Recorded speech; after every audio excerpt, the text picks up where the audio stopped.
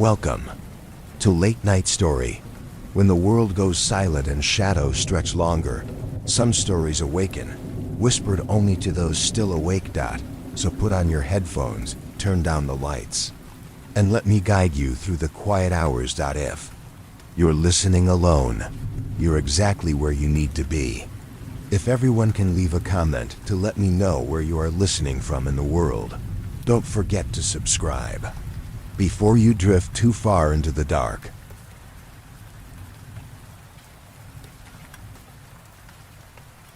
Story 1.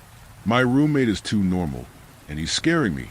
It's hard to know where to begin with something like this. Start a beginning. Well, yeah, no shit, that's obvious. But how do you know what a beginning is? Life isn't neat. It isn't broken down into little plots with defined starts and ends. It's one big mess of choices and coincidences that merge and weave together to make what is normally a very boring story. So I'll preface this by giving you what you need to know about me. I'm not smart. Ask anyone who knows me. These days, they'll say I'm reliable, responsible, personable, and lots of other ibbles and ables that mean nothing. But I've been very stupid at times, made some very dumb mistakes and choices that I still pay for.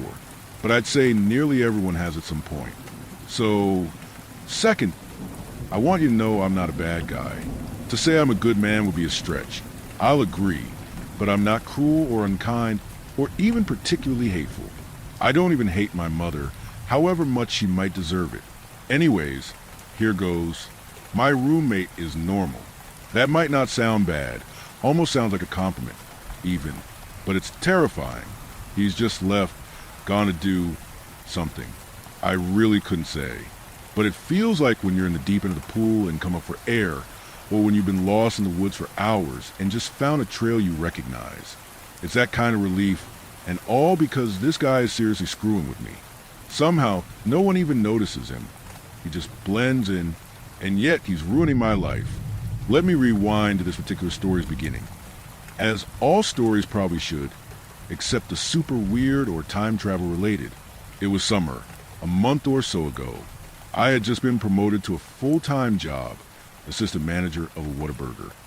I was hoping to finally follow in my big sister's tiny shoes and find a place of my own, moving out of her spare room. I live in a pretty big city. Not Austin or Dallas or anything, but big enough rent is pretty crazy if you want your own pad that isn't a ghetto or between two crack dens. I found the perfect place, about a 20-minute drive from my Whataburger. Not too central, but central enough. $770 a month, 2 bedrooms. I could survive, but in the long term I'd need a roommate. Going halves on that, and I'd be able to save, invest, that sort of shit. So I hit up social media, try to find someone to fill my gap. Didn't take all that long, maybe a week or two screening out the weirdos. My sis helped me vet the guy. His name was Mike, 26, same as me. Worked an entry-level white-collar type office job somewhere in the city. Typical hobbies, didn't smoke, drink, or do drugs, which was good for me. We decided to meet him. My sis, Jen, came toward the end of my shift. It was nearly 3 in the afternoon, so plenty quiet, and we mostly just shot the shit while I wiped a few tables and looked busy. Not that the main manager was in. Then he came. I'd said, I finish at 3, so maybe come round then? And I could swear, the moment that the clock struck 3, he came through the doors. We recognized him from the app we'd found him on. I can't remember what exactly it was now. Either way, neither of us found anything odd then when we first met Mike. He was civil, good posture, fairly well spoken, with a normal smile set in a normal face. What did you think? I asked Jen. She'd shrug.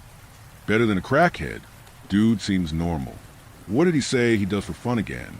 I couldn't remember then, and I sure as hell have no idea now. He only walked out maybe 10 minutes ago, but if you asked me for the specifics, I think I'd struggle. He had one of those faces, like an extra from an old TV show. The kind of guy who's there somewhere in every episode, but you never even notice until someone points them out. He just blends in. He isn't ugly and he isn't handsome. He has no notable scars or marks. And if you put a gun to my head and really force me, I guess his hair and eyes were brownish.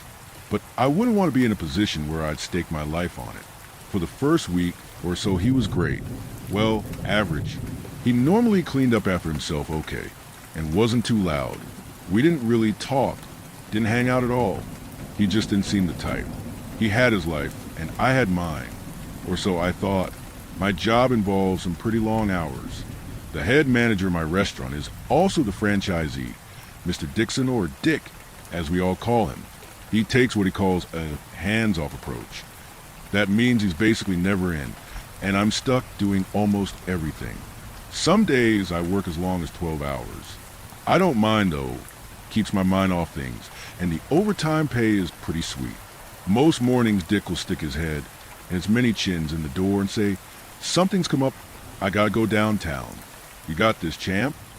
Sure. I'll say, good man, keep this up and you'll go far." And that'll be the last I see of him. Sometimes he might turn up at close, grab a Diet Dr. Pepper, and sit there sucking at it while we shoot the shit and I sort the kitchen.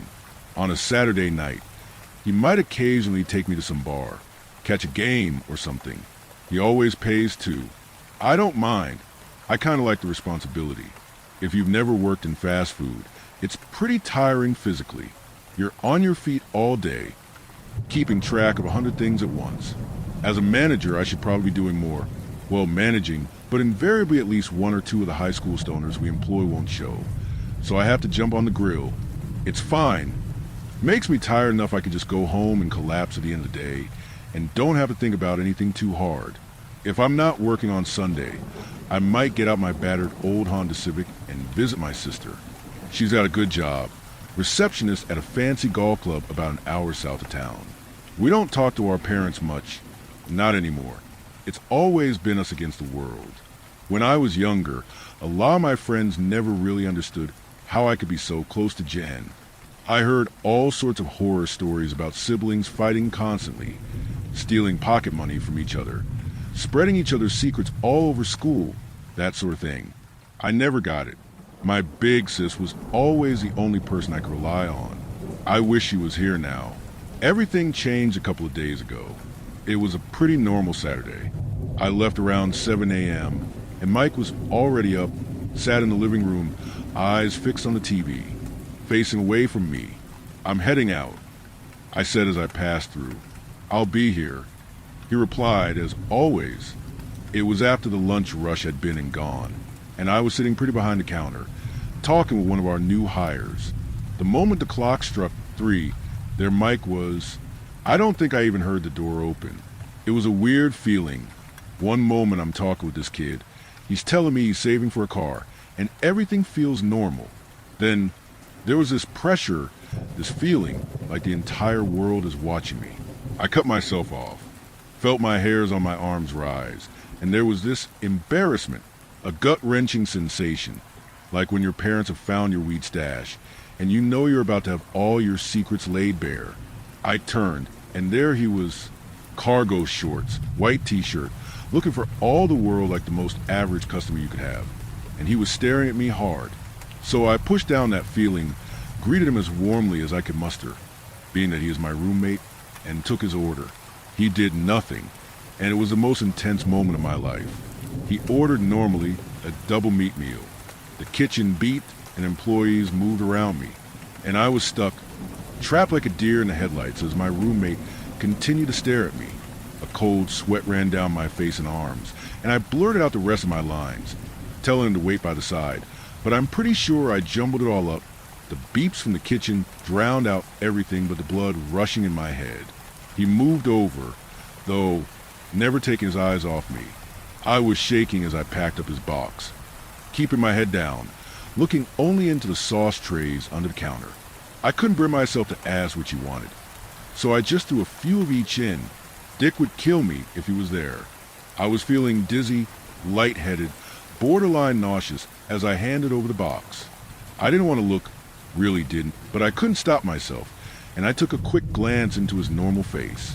His eyes burned and scalded my soul. That embarrassment returned 100 times stronger, and those night terrors you have about being naked at school felt like nothing in comparison.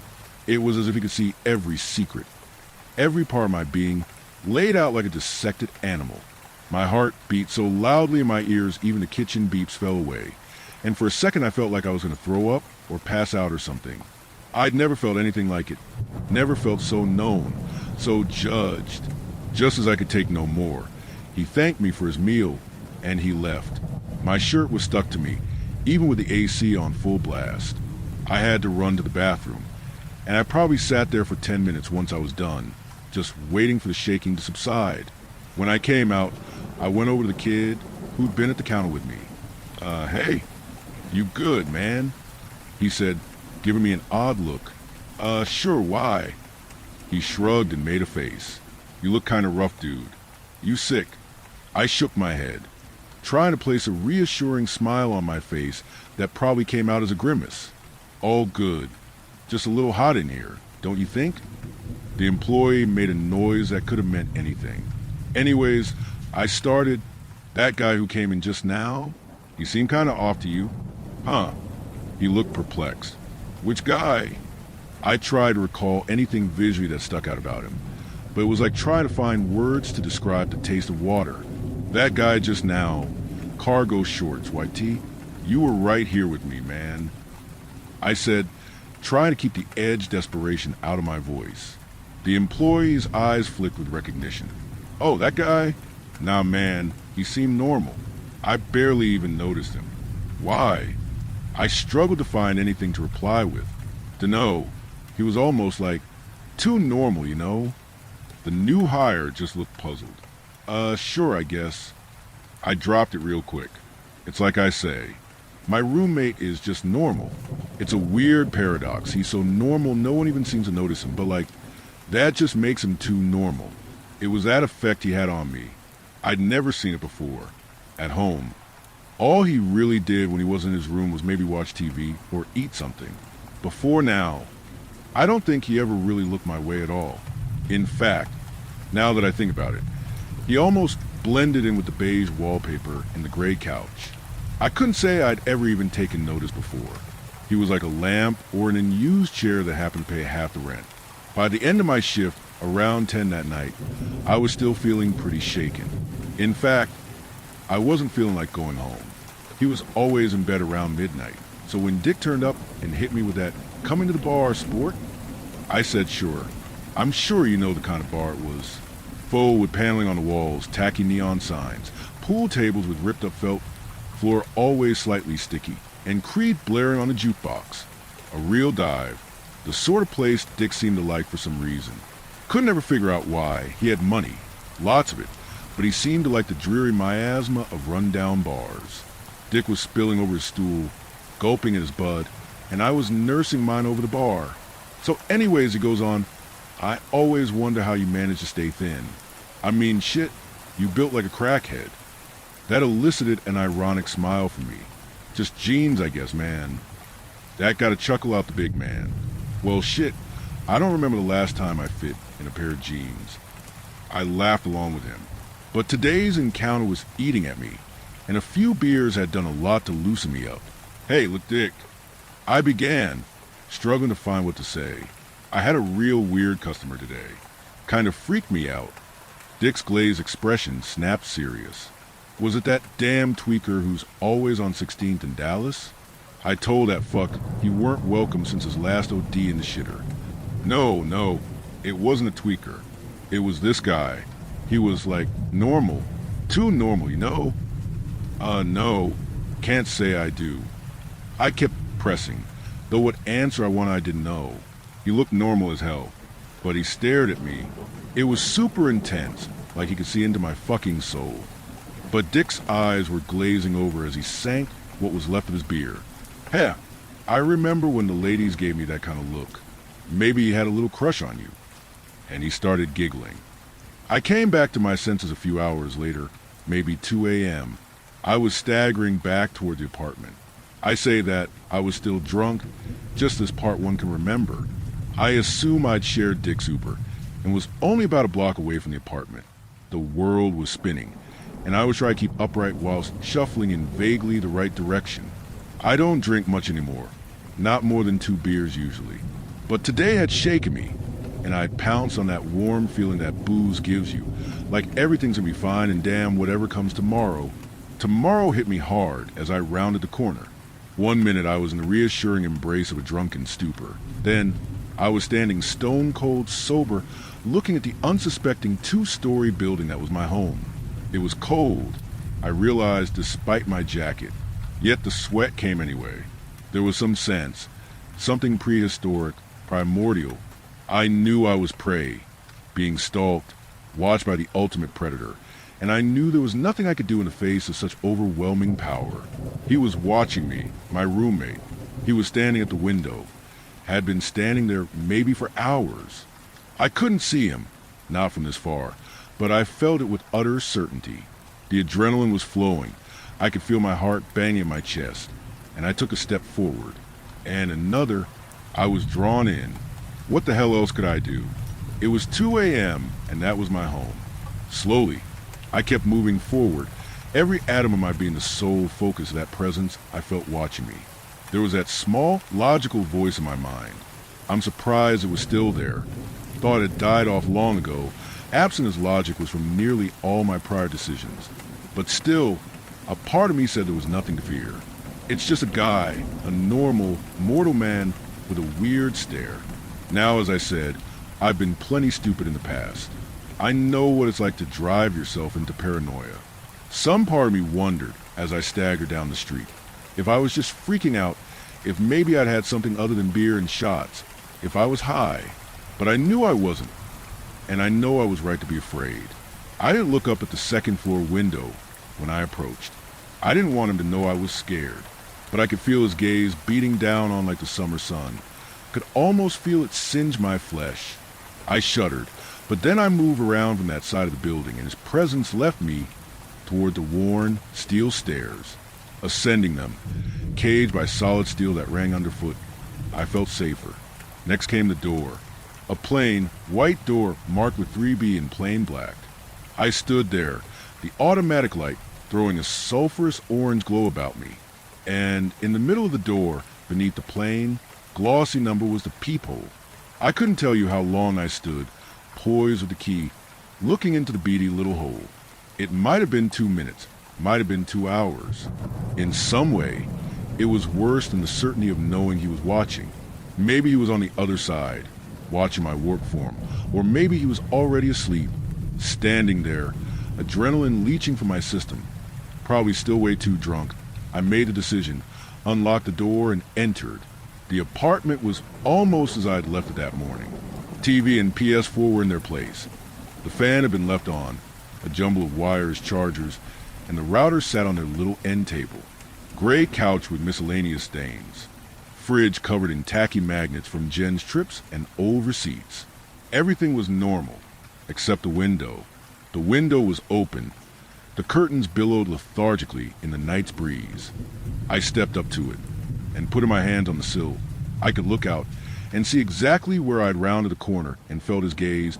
I could look and see how I would have been spotlighted by the street lamp. I felt my skin crawl, and I turned to look at my roommate's door. It was closed and hopefully locked. The apartment was still. He either wasn't here anymore, or else was asleep. The day was starting to catch up with me, and all the tension and adrenaline had been draining since I came in. I felt unsteady as I closed the window, drew the curtains, staggered through to my room, closed and locked the door as gently as I could, pushing the deadbolt home as quietly as I could manage. Then I collapsed on the bed. The next morning I awoke, sticky, reeking, with a miserable pounding in my head and a mouth that tasted like crap. I'd passed out without turning on my AC, and the hot Texan morning was doing a number on me. I dragged myself from the salt-crusted puddle I'd left, having taken my clothes off some point in the night. A glance at my phone told me it was 11:49, and I had 2% battery left. Shit, I thought. I put the thing on a charge and crawled through to my bathroom. Luckily, both rooms had their own. Though I wasn't thinking about my roommate just then, I quickly showered, rinsing away the grime of the stifling night and pissing while I was in there. A quick brush of the teeth, and I felt somewhat more normal. Clothes on, I closed my hands around my door handle, determined to make some coffee. and start my morning when yesterday hit me. In a flash, the encounter at the Whataburger and him watching me stagger home. In an instant, I felt scared again.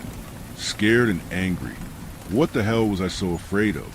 In the cold light of day, with an aggressive hangover and things to do, it seemed silly to be terrified of my own damn roommate. I unlocked the door with viciousness and grabbed my keys and wallet. As I stepped out, I was greeted with blaring laughter from TV. Mike was there, facing away, ostensibly watching an old repeat of The Big Bang Theory. His back was straight, unnaturally so. He sat stiff and immobile. Some character quipped and a laugh track erupted, but my roommate wasn't laughing. He was statue like my roommate, unflinching as the laughter went on, sitting still as a taxidermy, not looking back at me. I could barely bring myself to speak. "Hey, I got out."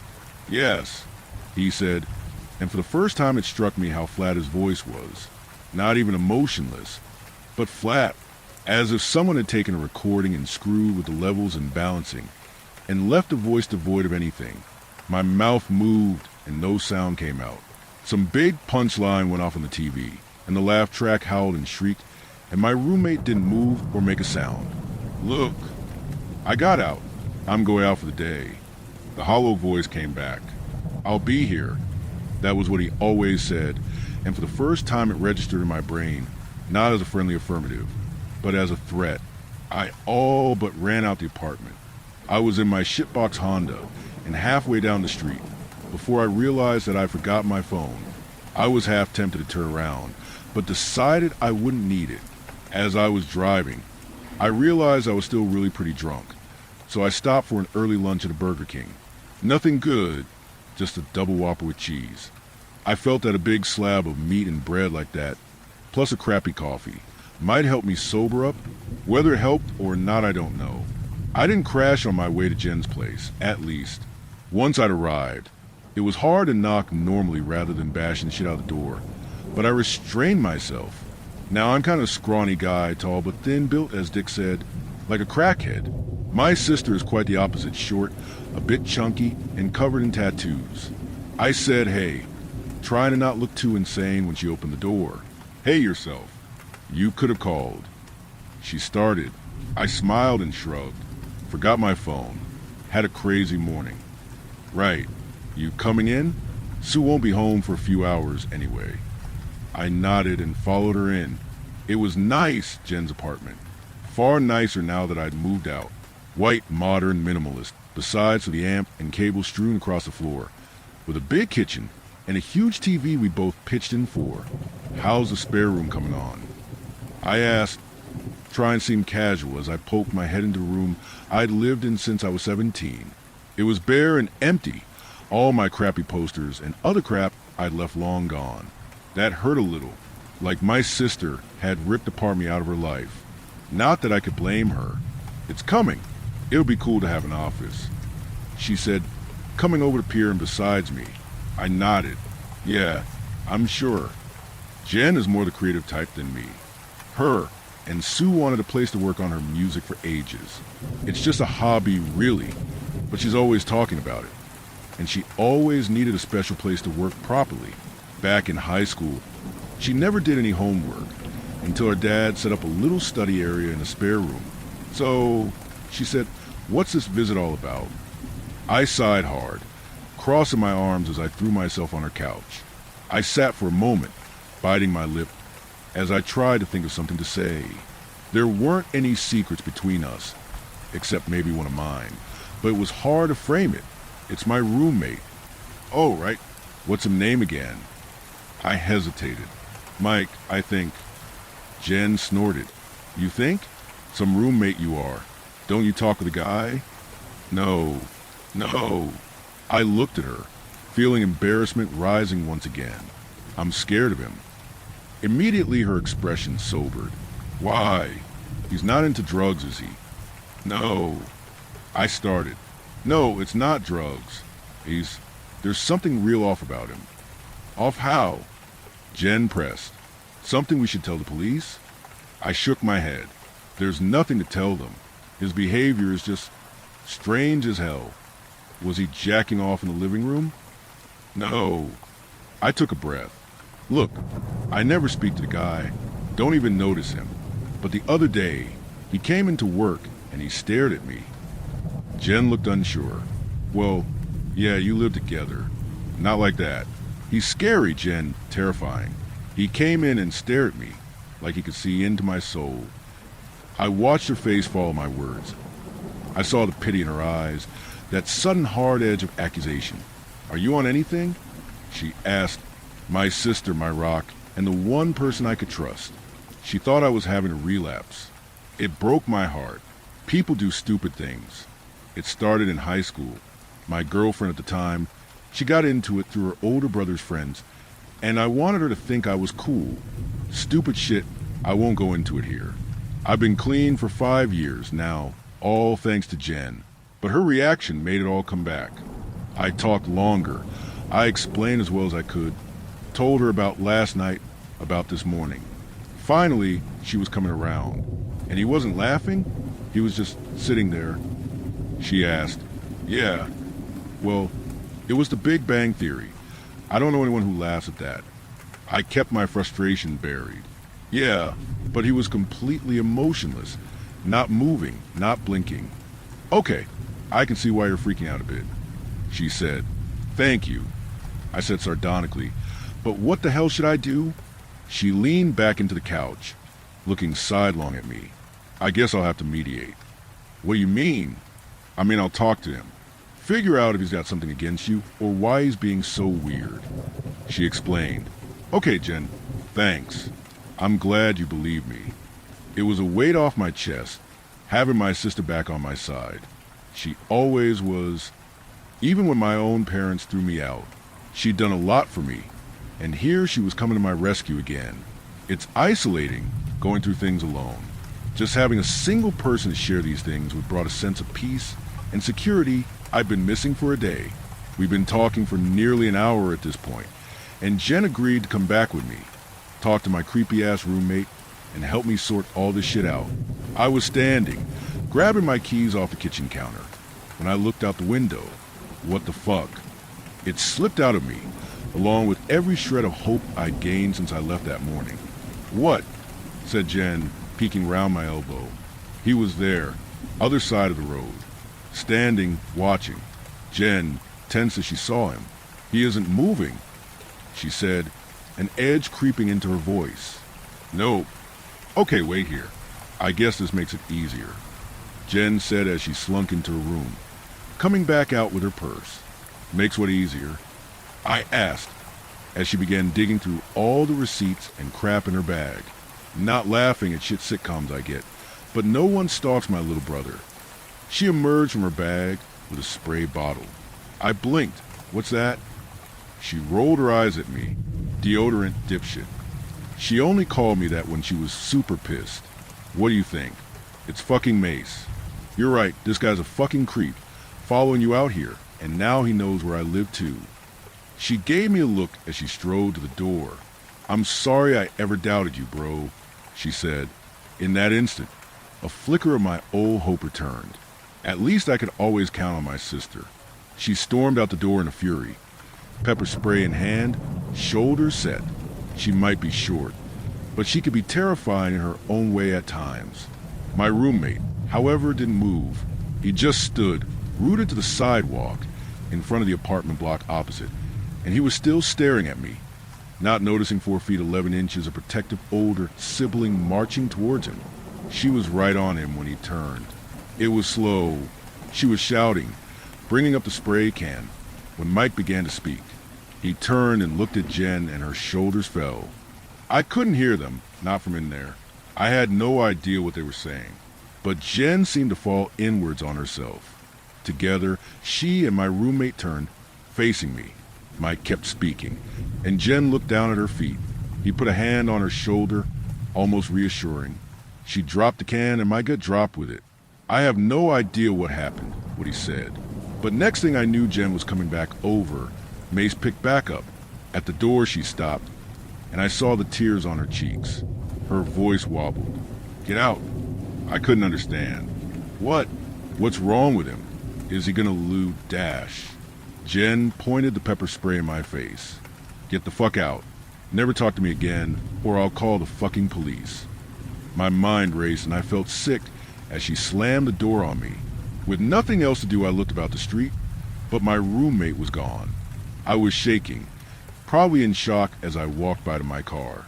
I was breathing hard. I didn't even know I was driving until I pulled into my parking spot, just as the sun was going down in a big splash of orange. What the hell did he tell Jen? What could he have told her?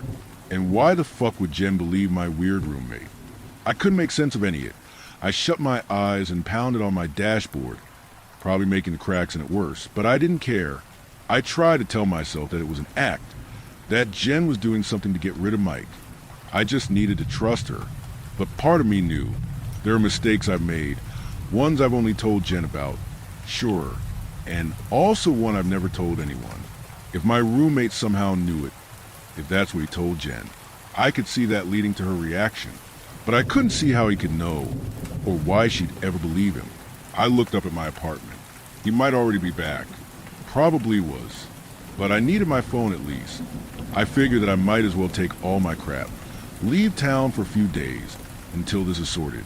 I think I could sort shit out with Dick, not lose my job. Besides, I was gonna have to deal with Mike. I came up. He was here, standing in the kitchen, with his back to me. It was like being in a room with a temperamental nuclear bomb.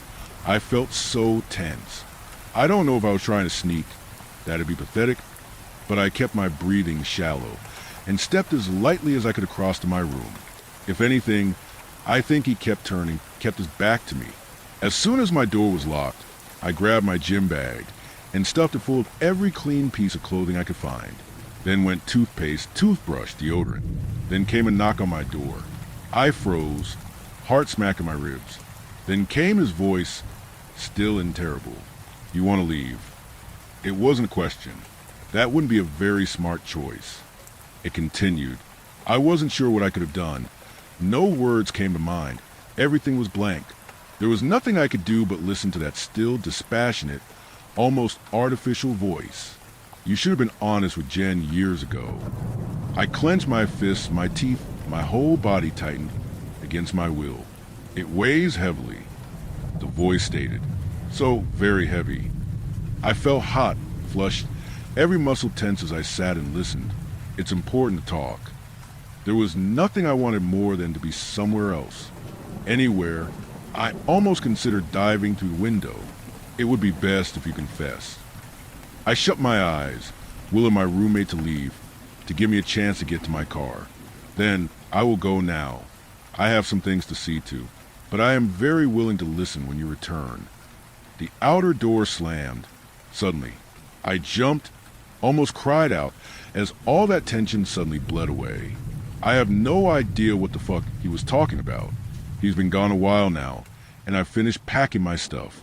I'm gonna leave now, get as far as I can tonight. Then I'll give Dick a call, sort out work. Looks like Jen's blocked me on everything. I guess I might have to go talk to my parents.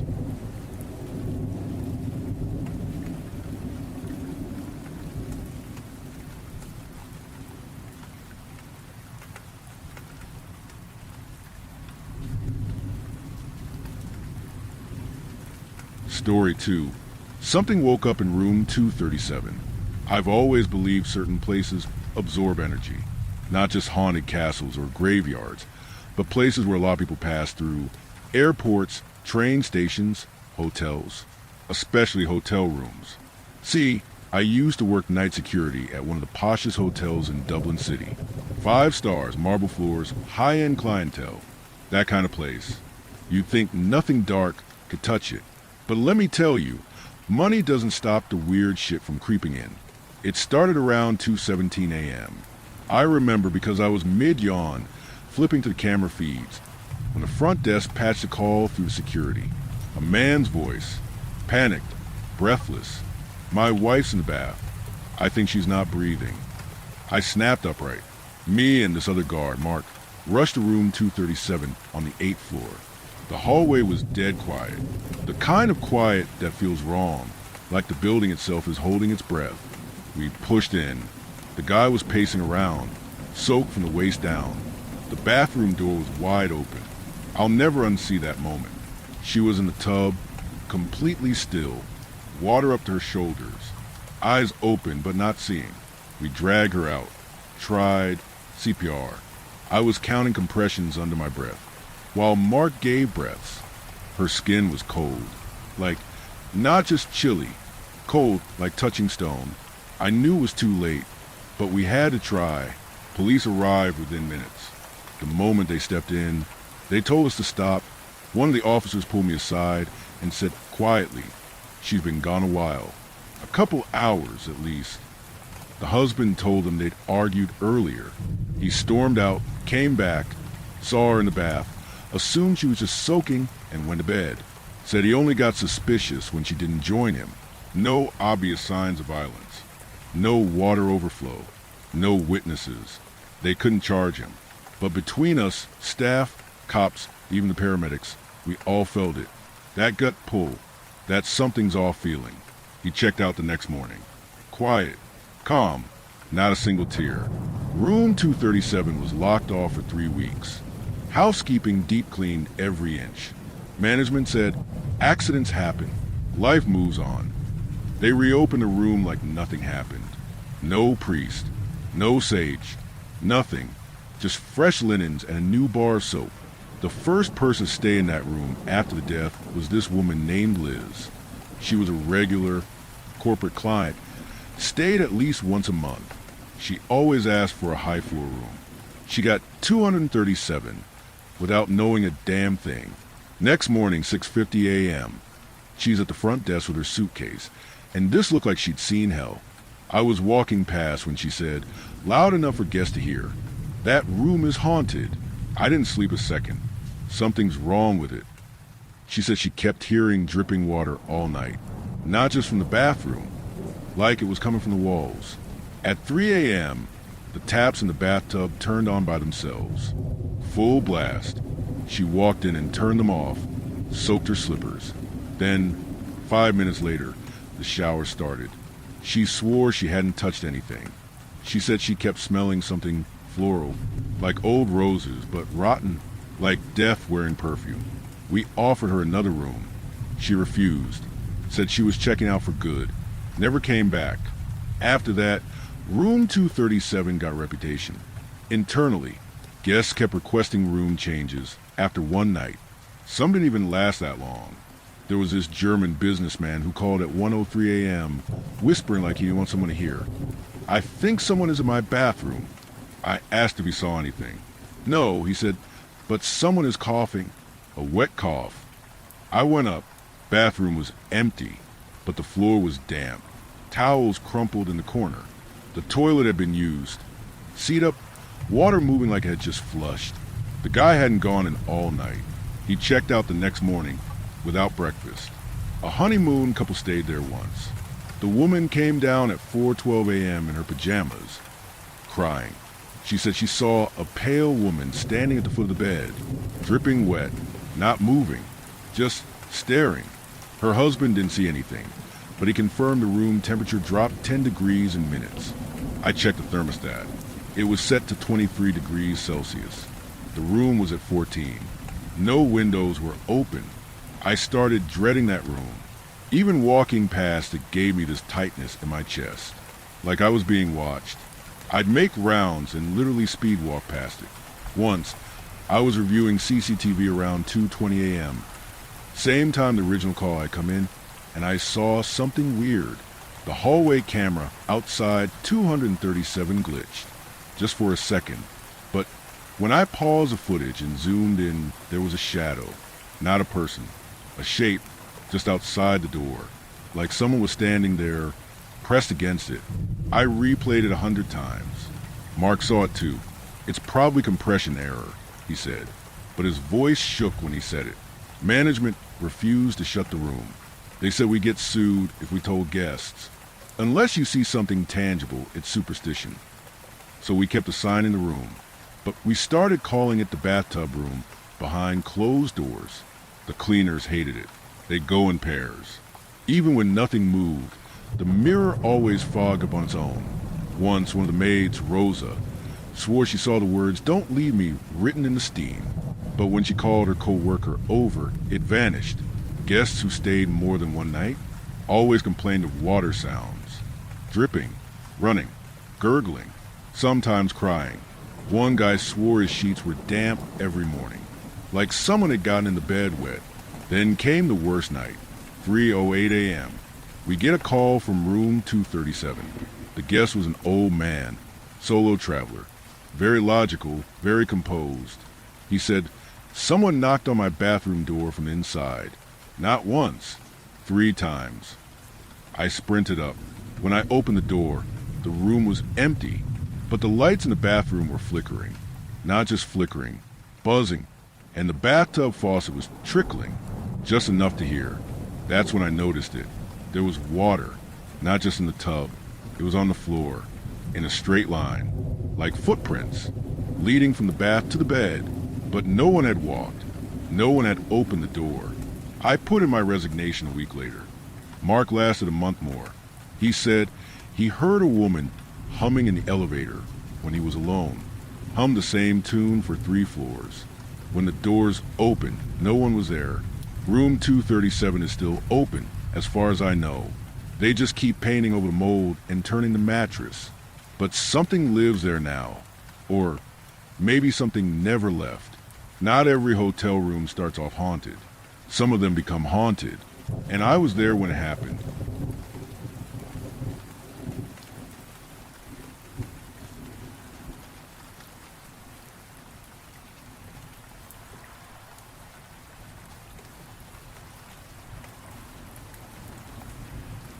Story 3. I've been told never to enter the locked room where I'm house sitting, but I think someone is being held prisoner inside. I need your help. I don't normally post online about my real life. How much help can the internet be? It's just people screaming their opinions at each other. But I genuinely have no idea what to do in this situation. I'm a professional house sitter. Never used to know that was a thing, but friends I pet sit for recommended me to wealthy acquaintances. And a few testimonials later, I'm house-sitting these big McMansions. I usually show up the first day in a beige jacket over a black tee, casual but classy. But once the owners are gone and I'm in charge, I switch into my laziest jeans or PJs, make myself an espresso with their fancy machine, they always have one, and wander barefoot out to the deck overlooking the lake. And I open my arms wide and say something cheesy like, "Jeeves, fetch me the morning paper." Then I open my phone and play Wordle and fantasize that I actually live there and think about how next summer I'm going to refinish the deck. Basically LARPing life as the 1%. But I always leave the place looking better than I found it. Usually with a note about how I changed the flickering bulb or the CO2 detector battery or fixed the squeaky door. So I get pretty good reviews. Never any problems. Until now. So latest gig. Rich old white guy. Keeps referring to me as Gen Z. Bro, I'm a millennial, prattles about investments in the market, and asks about my golf game. I do not have a golf game. Like all poors, I play whatever's free at the park. Halfway through introductions, he remembers he hasn't told me his name yet and says, "I'm Gerald. My pronouns are she, her." Huh, just kidding. Claps me on the back. Haha, you're so funny, Gerald. He gives me a tour of the house. Huge windows and hardwood floors and sliding doors leading out to the patio overlooking the shimmering lake. He even has an indoor swimming pool, I guess when the lake freezes over. The guest room where I'll be staying is the only bedroom on the main floor. I ask him why he needs a sitter since he's got no pets and is only gone for 3 days. He tells me it's for peace of mind. He's had break-ins recently. Speaking of which, he explains a fob system. For security, the doors auto-lock. So if you remove your fob and later go out to the patio, or leave and come back, you'll be locked out. Always wear your fob. I'm giving you my spare, nifty, huh? He grins as he pulls on a gold chain around his neck to show me what looks like a turquoise amulet. The amulet is a stunning bit of jewelry that looks like he plucked it straight from King Tutankhamun's tomb. It's probably priceless and belongs in a museum. But when I ask if I can see it, he draws it back and tucks it under his shirt. Oh, sorry, Zoomer. This thing is worth more than your life. Haha, yours is the discount version. He hands me a small silver chain with a fob set in the back of a similar amulet, but mine is just colored glass and cheesy plastic. Leave it in the crystal bowl near the entrance when you leave the last day. The doors will lock behind you. Discount version? Specially made for poors. Sure, I say. Upstairs are bedrooms themed in different colors, a trophy room and a library. It's not exactly off limits. But he tells me I shouldn't have much reason to go up there. Then he says he does want to show me one thing. We troop up the ornate staircase with the carved banister, and he points to a door at the end of a long hallway. Like everything in the house, it is ornate, but rather than the modern style of the rest of the house. This door has a carved gold handle and plaques with relief sculpture around the frame, as if from an ancient tomb. Hell, that's probably exactly what it is. And it probably opens to his own personal museum of plundered artifacts. Gerald, unsurprisingly, tells me under no circumstances may I enter. I tell him he should just put a velvet rope up in front of it. After laughing way too loud at my joke, he says, "You might hear thumping. We have squirrels. I'll take care of them once I get back. Just don't worry about the noises." Gotcha. Pretty cushy job, right? He smiles as we return to the main floor. The hard part for me is finding someone trustworthy. Privacy is my main concern. Yep, understood. I won't go upstairs. You're probably tempted now that I've told you not to. No. Probably think, oh, he must have a dead body in there. Or something, huh? What I actually think is, wow, you are really making this weird, my dude. In the same way it might be weird if I order meat pie and was told, here you go, delicious pie. 100% beef, absolutely no fingers inside. Perhaps realizing his remarks sound SUS, as the Zoomer would say. Gerald adds, just kidding. Haha. Anyway, the first day, I arrive wearing my discount jewelry and do my usual checks, but it's all immaculate, nothing that needs fixing or cleaning. So I head out to the deck with a beer. Zoomer, open this bottle. I say, role-playing Gerald. My pronouns are fuck me. I add as I crack it open and take a swig. LOL. I down a couple bottles while watching the stars twinkle over the lake. As the sun fades and chill sets in, I retreat indoors. Thump, thump, thump. The knocking is so loud I drop my beer. Swearing. I clean up the sticky mess, my pulse hammering with each thump. Those are some big fucking squirrels. I think. I stand underneath the ceiling below what I assume is a locked room and a squirrel hurling bowling balls. With a final, ominous thump, the noises cease. After a few tense minutes, I make a circuit of the house, just rechecking security of everything for peace of mind. Aside from the occasional thumps upstairs, everything seems normal. I find a plush robe of Gerald's in the walk-in closet that is bigger than my entire apartment. I prance around in it for a while, lip-syncing to music booming through the house, eventually luxuriating in a bubble bath with some fancy chocolates he won't miss. The tub is the ostentatious centerpiece of the master bathroom, set on a raised platform in the middle of the room with gold-gilded mirrors along the walls, which I can only imagine Gerald looks into while airing out his wrinkly junk out and saying things like, "My Gerald, what a snack you are." I'm still lounging in the tub when noise starts up from that door at the end of the hall. And even though it's a little ways down, I have pretty sensitive hearing, and I notice thud, thud, thud. The noise this time is less like pounding or thumping and more like footsteps. Fuck, no, I whisper, like someone walking around in that room, just beyond the door. I lean out and call, "Hello?" The footsteps cease. Every hair on my neck stands on end. For a few minutes, I stay in the tub, but when the steps start up again, thud, thud, thud, I haul myself out of the warm water and wrap myself in Gerald's fleecy robe and pad down the hall with my wet feet. Raise my knuckles to rap on the door when I stop, my eyes fixed just above the ornate gold handle. It takes my buzzed brain a few seconds to parse what I'm looking at, to catch up to the chill that's already freezing the blood in my veins and sending every hair standing on end. I stare and keep staring, trying to make sense of it. The locked room. The bolt is on the outside, on my side of the door. This room isn't locked from inside to protect Gerald's privacy and keep me out. It's locked to keep something or someone in. Oh fuck me. Is my role actually not house sitter, but jailer? Thump, thump, thump. 2 a.m. I haven't opened the door. I called police, but for some reason I get no reception inside the house. So I had to speak with them while standing out on the deck. They seemed to think I was prank calling after I told them I was house sitting and scared by knocking. And when they asked me to go back inside the house and open the door, I said, "But there's no reception, so you won't hear if something happens. What if it's a monster that eats me before you get here?" I might have been slurring a little, too. Something to do with all those beers I had, or that fancy liquor in the cabinet that probably cost $2K a swallow. I only had one swallow. Anyway, when the dispatcher asked if I'd been drinking, I hung up. I decided to leave the mystery for morning. But every time the noise quiets enough that I might sleep, a sudden furious pounding wakes me again. Pretty sure what has actually got in there is a velociraptor, with its mouth tied shut so it can't shriek, only bang its claws and tail against things. And open doors. Of course. Hence the lock. Thud thud. Christ, I'm losing it. Thumb. Fuck it. I make my way upstairs in the dead of night to the door, flicking on my phone flashlight and considering the bolt. I rap my knuckles on the wood. Knock knock. Is anyone th? Knock knock. The resulting knock sends my heart into spasms. For a second, I almost pass out standing up, swallow hard. Okay. I square my shoulders, call out in my most assertive voice. Hello? Silence.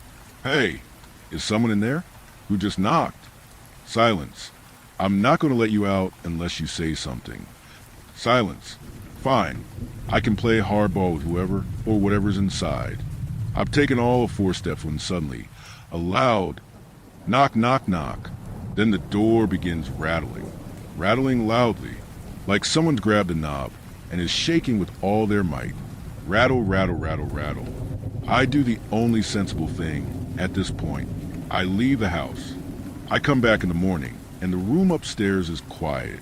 I have a pleasant day scrolling on my phone and swimming laps in the indoor pool. But every so often, there are those footsteps shuffling around above. I put a pizza in the oven for lunch and stand in the main room looking at the ceiling, and that's when Gerald reaches out. When I answer the phone, he thanks me for taking care of everything and asks if the squirrels kept me up. I put on a fake smile and tell him no, and I ask him how his vacation is going. Pretend like all is normal, like he's not hiding some crazy secret in there. He has that same shit-eating smile himself, like he's hiding a crazy secret in there. Things are great, he says. He's having a wonderful vacation. The ladies there all love him, 'cause he's got the riz. God, I hate this man. Then he sobers up and says, "Just remember, Zoomer, the one rule you have to follow. I'll be back in 2 days. Ignore those squirrels. Keep up the good work, and you and I will be skibbity. You get me?" I get you, I say. As soon as I'm off the phone with him, I'm back upstairs outside the door, contemplating it. Okay, Zoomer, I think. Let's do this. And I unlock the door and open it. The room inside is just a collection of boxes and storage. I don't see anyone at all. No velociraptors. No squirrels with bowling balls. No prisoner bound and gagged and thumping around. Not even a person who just for some reason can't talk and walks around with footsteps thudding. The room is empty. I'm about to step inside and search when the oven timer goes off for the pizza, so I shut the door and turn away, heading back down the hall. I'll go through those boxes right after lunch. I've almost reached the staircase when I hear it. The shriek of hinges. Creak. The door behind me is open. Time feels suspended as I stare at that opening door. A door that I definitely closed. And I wonder if the wind did it even as I know there are no windows open and no drafts. And then I hear it, even though I'm not moving. I'm standing still there in that hallway, but I hear it loud and clear. Thud, thud, the floorboards, like someone is stepping along them. Heavy steps, shuffling toward me. And that's all the warning I need before I'm ducking into the master bedroom, slamming the door shut, and realize it has no lock. Fuck.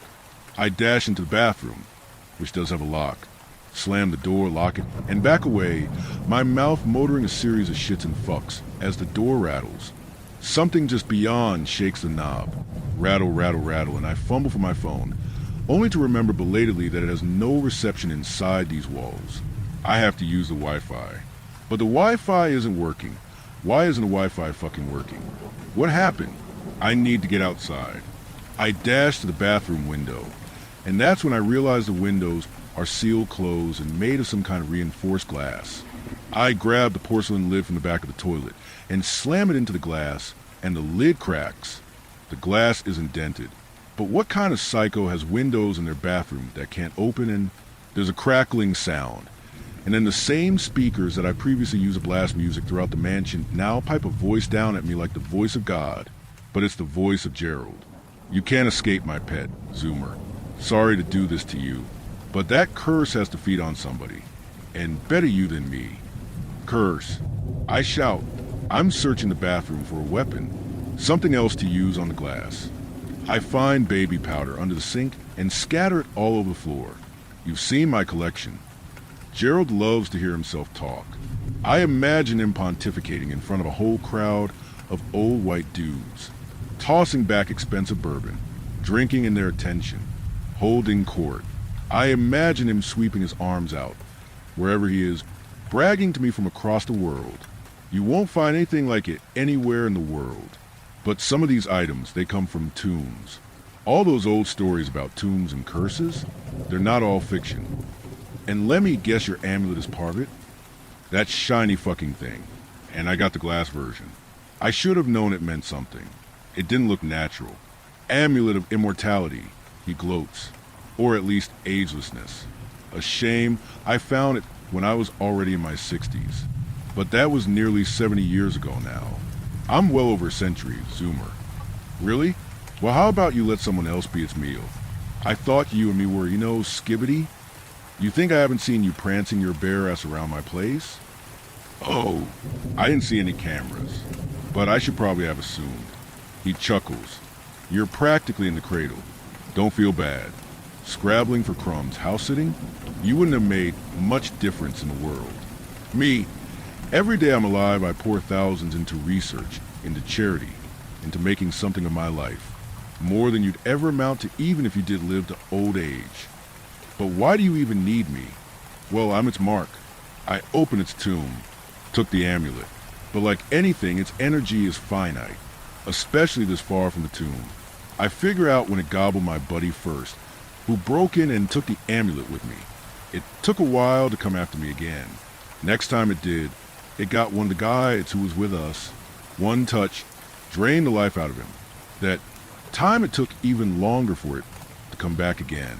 And I realized draining the life essence out of someone, putting it in this amulet takes a process. It always goes dormant for a while after. But once it wakes up again, once I start hearing footsteps, well, it needs to be fed, distracted, or maybe you could give back the fucking amulet. Already told you, Zoomer, this is my eternal life we're talking about, and yours isn't worth shit. But I didn't open the tomb. Why would it come after me? A long chuckle, and then he says, no, but you did open the door. The door, the fucking door, with its ornate carvings and all those weird symbols, and shit, it must have been taken right off the tomb. He's made me into a tomb raider, and now I'm the nearest one to violate the sanctity of its space, while Gerald is off across the globe. My phone is a brick, and I can't get out through the glass. This thing is going to kill me if I don't think fast. Sorry, Zoomer. Bye-bye now. And then I hear a click and realize how fucked I am because even remotely, Gerald has control over the house. The bathroom door unlocks. I am definitely fucking dead. I have about 5 seconds to figure out a plan before that thing sucks the life out of me. All I know is that I can't let it touch me. I back away from the opening door as footprints appear in the baby powder I've spilled on the floor. Thud, thud. I snatch towels from around the tub and fling them, and the invisible something does not slow as it shrugs the towels off. But for a few seconds, I can clearly see a sort of towel mummy, and we play Ring Around the Rosie around the bathtub. It slouches after me, footsteps appearing in the baby powder, while Gerald's voice booms. One touch, Zoomer. Ha ha ha. One touch. Before the bathroom door can swing closed, I dash out, the footsteps thudding after me, gaining speed. I bolt downstairs, but the front door of the house is sealed. The glass doors leading out to the patio are locked and also strongly reinforced. Gerald's voice taunts me. His eyes follow me to the cameras. keeps zooming, zoomer, like this is all just a sick sport, and I'll be damned if I let him spectate my end. So I scramble to the door to the one part of the house I haven't really ventured. The basement. Oh ho ho, now you're really trapped. Ignoring him, I scurry past wine racks and shelving and aha, there it is, the panel for the breakers. Shutting the power down won't unlock the doors, but I'm hoping to at least get this dickweed's eyes off me as I rapidly flip all the switches. Gerald snarls, "You'll still be locked in, you little SH." All the lights go off, and I am trapped in total darkness. Fumbling for my phone's flashlight, I tap on the dim luminescence, listening, panting in the pitch black. If it's already down here with me, I'm fucked. There's no place to hide, and only one door, one staircase back out. I stand, panting, terrified, thud, thud. My heart almost gives out in relief. The footsteps are above me, circling around overhead. The curse hasn't followed me down, perhaps because it doesn't realize where the stairs are. It just keeps shuffling around overhead, and sometimes moves a little ways off, but always circles back, homing in on me, pounding at the floor, like an invisible zombie. Of course, as soon as Gerald gets back, I'm fucked. I think about the mansion's layout. And finally, I formulate a plan. I'm in Gerald's fanciest bathrobe when he finally arrives back at the mansion, and I haul myself up in the lounger where I've been tanning by a window beside the indoor pool. The atmosphere is silent, no thudding, thumping, or pounding, and I spent most of the past few hours typing up this post while sipping one of his probably priceless brandies. Which brings me to the point I need some advice on what to do about the amulet. With the tomb raided and most of the relics in museums, and the door here on the mansion's upper floor, there's no real way to put the genie back in the bottle, so to speak. I'm open to suggestions about the amulet's fate. Anyway, I called late last night and lied to Gerald that I found a way to break the curse. This morning I restored power, so he could watch me on the camera and see for himself how quiet the whole place is. Well, I'll be damned. Gerald looks genuinely impressed when he steps into the front door and a little annoyed. He glares at me as I come out to greet him. How the hell are you still alive? It's a secret, one I'd be happy to let you in on. I examine my nails. For 100K. His eyes bulge. You gotta be shitting me. Zoomer. Listen, you drank about $10,000 worth of alcohol and left my bathroom a fucking mess. You're lucky I don't sue you for damages. Lucky? You tried to kill me. I could report you to the authorities. That money is peanuts to you anyway. Plus, if you don't pay me, you'll regret it. I didn't actually break the curse. It'll get you if I don't tell you the secret. He laughs. Oh, Zoomer, never played poker. You wouldn't be standing here safely if there were any danger. You're just lying to try to scare me into opening my wallet. You think I don't recognize a hustle? Listen, you want to play legal games with me. I'll crush you like the bug you are. But I'm not listening to him anymore. Instead, I'm looking past him to where the pool room doors are open, and I can see the stretch of blue water and my lounger at the far back, near the deep end. Wet marks have appeared on the wood floor, coming out from the pool room doors. The plush oriental rug Gerald and I are standing on gets a few dark marks on it. Gerald is too busy snarling at me to hear the first thud. Thud! But then his face whitens and he whirls around and exclaims, "No, and oh, and no!" Stay awa. He stumbles backwards, but it's too late. His skin withers, shriveling like a time-elapsed grape drying into a raisin. His hair whitening and his skin shrinking onto bone until he resembles a crusty mummy, like all the years of his immortal life have been sucked away. And then he drops dead to the floor, the amulet glittering on his neck. Was gonna warn him, but, you know, I checked my ratings this morning. He gave me a 1-star review.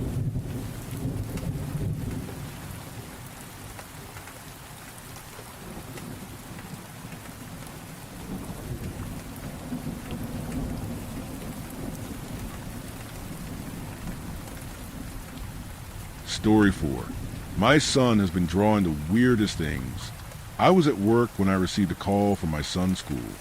Worried that the little guy had thrown up again, I quickly dismissed myself from a meeting with the other partners and stepped into the hall. Hello? Is everything all right? I asked. Good afternoon, Jack. This is Amanda calling. Is now a good time? I frowned. Why was the principal reaching out? Sure. I'm sorry, but is everything okay with Flynn? Is he sick again? There was a long pause before Amanda spoke. I have some concerning material here that your son was working on during recess. We confiscated it because the other children were getting scared. Flynn was a bit upset about that, and he isn't calming down. I understand you're at work, but is it possible that you could come by? I was already grabbing my keys and heading towards the elevator. Of course, but have you reached out to Rose? She's closer by. We tried several times, but she hasn't picked up her phone. I hissed through my teeth.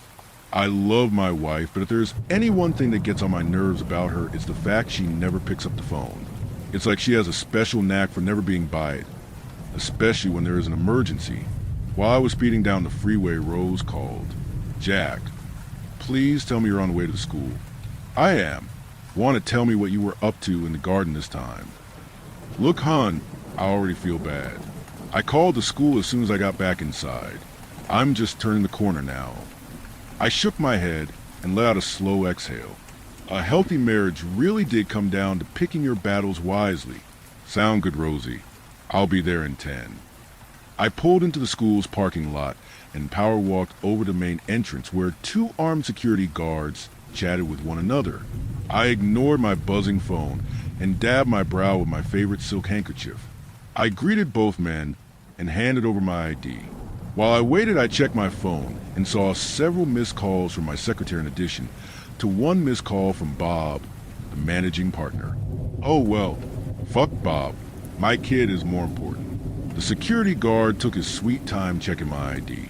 Normally I wouldn't mind that. We paid good money to keep our son in a school that cared about the safety of its children. But I didn't like the dark look when the security guards shot me once I got my ID back. I flung open the door to the admin building and locked eyes with the secretary. She looked me up and down while her fingers danced across her keyboard. Amanda is expecting you. She said, go ahead and walk right in. I'll let her know you're on the way. Thank you, I said. Unfortunately, I knew how to get there by myself because, like I alluded earlier, my son has had a recent slew of health issues. The odd thing, though, is that these issues didn't seem to have a physical cause, which led Rosie and I to suspecting some kind of psychological explanation. The school psychologist agreed with us, and ever since we have all been trying to get Flynn to understand he can get our attention without forcing himself to vomit. It had been a while since he last threw up, which made me suspect at the moment these drawings were his latest way of trying to get attention. Amanda looked up from her stack of papers and smiled when I stepped in. Jack, thank you for coming by, she said. She reached out and took my hand in hers. I nodded and took a seat across from her. I like the desk. You got an upgrade. I rapped my knuckles against it. Solid wood right there. She chuckled and took off her glasses. Her honey brown eyes were soft, her voice soothing. How are you? I laughed and looked away. There was a cute picture of a kitten hanging onto a branch that caught my eye. How do you think? This is the 7th time this month that he's done this. I massaged my temples, reminded myself to breathe. Then there's work and everything else. Amanda tapped a manicured finger against her lips. How are things with Rose? Good. We are in a very good place now. I'm glad to hear that, Jack. Really? All right, well, enough of this.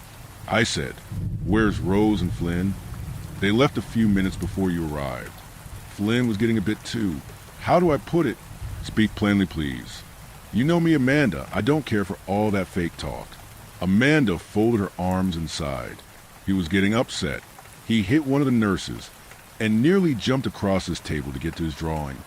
I've seen some pretty possessive children, but I have never seen one get that upset over their art. How is he doing at home? Does he get protective over either one of you? Does he play well with any neighborhood kids? Or... I rolled my eyes. The fucking schools these days, man. I'll tell you, the way the administrators talk reminds me of corporate speak. Just a bunch of phony bullshit, masquerading as politeness. Good Lord, let me see it already. I want to know what everyone is getting so upset about. It better be the worst damn scene imaginable to justify. Amanda slid the paper across the desk and looked away. but not before I caught her grimace. I grabbed the paper and flipped it over. I stared at it for some time and tried to make sense of what I was seeing. Then my hands started to shake. I wanted to ask so many different questions after realizing what my boy had drawn. Questions that every father is afraid to ask when something like this happens. But my throat was so dry that any words would have came out as choked grunts. "Take your time," Amanda whispered. I finally found my voice and said, I don't understand." Could he have seen something like this in a video game or show? Possibly. How well do you monitor his technology usage? I placed the picture back on the table, left it face down. I wanted it burned, but I needed some questions answered first. He doesn't have internet access, and the TV is limited to what? The Animal Channel and the History one? Forget what they are called. She shrugged. These days, those channels have more than just animals or history. But either way, Sarah is on vacation, so she won't be available to see Flynn anytime soon. In the meanwhile, I suggest you look very closely at the media you allow him to consume. Tell me, Amanda, what do you really think about this? I really don't know, Jack. The throwing up was bad enough. This makes things worse. I know you, so I'm willing to give you the benefit of the doubt. But to others it looks bad. You told me to give it to you straight. So I will. It's not normal for a young kid to draw something so violent. And we can't control the other kids from going home and telling their parents what they saw. I didn't like that. What are you trying to say? She got up from her chair and walked around the desk, taking a seat on the edge. The late afternoon sunlight made her hair match the color of her eyes. I'm saying that if this continues, we may have to expel Flynn. I sprang up and got closer than I should have, but I was so pissed over everything that I lost myself. Are you serious? After all the fucking money I have sunk into this school, we have donated double, no triple, of what anyone else has. I grabbed her arm and stared deep into her eyes. You're not kicking him out of here, even if he draws the damn devil, got that? Amanda didn't move my hand away. I wasn't grabbing her that hard either. Not any harder than I have before. I let go and sunk back into my chair. I'm sorry, I shouldn't have. She came closer, and before I knew it, she was running her hands through my hair, the way she used to. I wish, she began. I took hold of her wrists and moved them away. You're lucky Rose didn't see that. Suddenly professional again, Amanda returned to her seat. She placed her glasses back on and shuffled through the documents on her desk before handing me one. This is for you. It's a record of today's incident along with my approval to keep Flynn at home for the remainder of the week. Sarah will be back by next Monday. Maybe she will be able to help, or at least point us in a better direction. I thanked her and started to leave, but then I stopped in the doorway. Amanda, I'm sorry. I knew what I was getting into, Jack. No, she didn't. I stopped by the local pizzeria on the way back home. Nothing made Flynn happier than a couple slices, don't forget the extra olives, and an old western flick. When I got home, Flynn ran and tried to snatch the pizza box from my hands. He chased me through the house and into the kitchen where Rose was drinking what appeared to be her third glass of wine, judging by the blush on her face. I greeted her with a kiss and one of those looks that said, "We have a lot to talk about." Then I started grabbing plates while Flynn got us some sodas from the fridge. Flynn talked to us about some new dinosaur he was obsessed with. He showed us pictures on his iPad and enthusiastically explained how it defended itself with its thumbs. In between bites, I marveled at the resilience within the mind of a child. How was it that they could change emotion so quickly, or forget so soon? Was that a blessing or a curse? Whichever was, I envied my son for that. These days, I felt a growing weight that seemed to carry me further and further into a dull apathy. I tried to stay in the present. I felt more alive there. But at night, when everything got quiet, those inner voices got really fucking loud. I noticed my wife glaring at me over her wine glass. I smiled at her tiredly, ignoring those cries in the back of my mind, the ones that repeated again and again, "She knows." Later that night, after we tucked Flynn into bed with his legion of protective stuffed animals and guardian war tabby, we started to discuss the day. I'm scared, Jack. I know. So am I. I don't want him in therapy, she said softly. Did I ever tell you about my grandma? how they put her in that one asylum, because she kept having nightmares of a man watching her from the closet. They don't do that anymore. But the other kids, if they find out, they will rip him to shreds. I can't take that. He's a strong boy. He can get through anything. I traced her shoulder in the way I knew she liked. We'll look back at all of this and laugh someday. Nothing bad lasts forever. We have both been through worse. I heard her sob. Tears started to wet my shirt. I just wanted to be okay. I held her while she cried. Then after she cried herself out and drifted off, I laid there and stared up at the ceiling fan as it spun. I couldn't fall asleep, so I checked on Flynn, who was sleeping safe and sound, then went to sit down in the living room. I don't know when I fell asleep, but I do know it was my son's screams that caused me to scramble off the sofa and race down the hall. I pushed the door open. Flynn was on the bed, knees drawn up to his chest. He was crying and looking back and forth between me and the window. It was wide open. I leaned outside. We live on the outskirts of town, so there's a fairly wide range of view from the second floor of the house. There was no one on the lawn, nor were there any signs that someone climbed up or down the wall. I couldn't see anything out by the trees either. "Daddy," Flynn shouted. It was in the closet, not outside. "What?" I said. That's when I noticed the closet doors were wide open. Some of Flynn's toys were scattered around. Plushies, for the most part. They were missing limbs, eyes, and heads. Rose ran into the room. "Jack, what the hell is going on?" "Mommy, there was someone in the closet who said they wanted to take me into the woods." Flynn sobbed. "The woods? The woods?" I looked at Rose. "Stay with Flynn and call the police. I'm going to drive around, see if I find anyone." "Are you stupid?" She shouted. "You're not going anywhere if some freak is out there trying to snatch our kid. Stay right there. I will call the cops." Rose left the room. I clung to Flynn until I was finally able to relax by reminding myself that he was here with me, safe and sound, not taken. "Flynn, buddy, can you tell me what the person looked like?" Flynn trembled. I couldn't see them." "What do you mean? I thought you said they were in your closet." He hugged the only stuffed animal that hadn't been ripped apart to his chest. It was skinny and had long hair.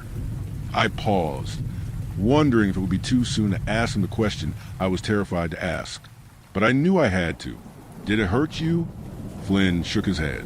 "No, but it told me that it doesn't like you." He started to cry, and between deep breaths he said, It said that it doesn't like you or Amanda." An eerie silence settled over the room. I leaned away from my son and took him by the shoulders. "Are you sure it said that name?" Flynn nodded. I felt rather than sensed Rose enter the room. I didn't look back at her. I don't think I could have even if I tried. "Are the police on their way?" I finally managed to ask. "No," Rose said, "but I think I found out who the culprit is. Come see." "Flynn, stay." I hugged my son and followed my wife out into the backyard. It was cold out. A low wind sent a haunting moan echoing into the night. We came to a stop before the garden shed. It was there that I realized the moans weren't coming from the wind, but from inside the shed. "Rose, what's going on?" I asked. She looked to the side. Her cheeks were stained red. I caught the person who's been destroying our family. I stayed planted. "Why didn't you call the police?" Rose, my Rose, laughed into the night. "The police? How would they help with this?" Her voice rose in pitch. "Come see what I planted." From inside that damn shed, I heard another moan. I looked at my wife and then at the shed. In that moment, I made a choice. Not one that I am particularly proud of, and had I not been a father, I may have chosen differently. I shoved Rose with all my strength. She hit the shed with little resistance and collapsed into a sobbing wreck on the ground.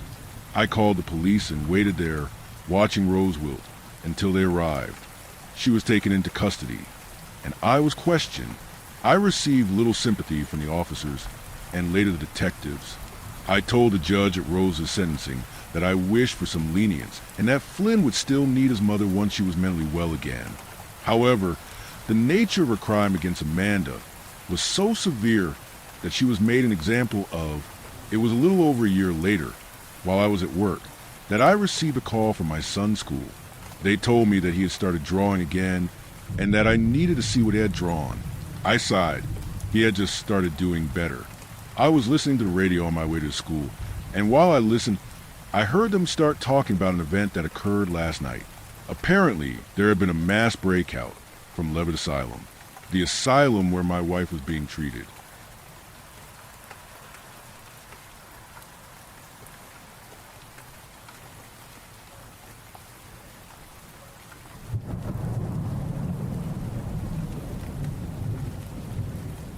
Story 5.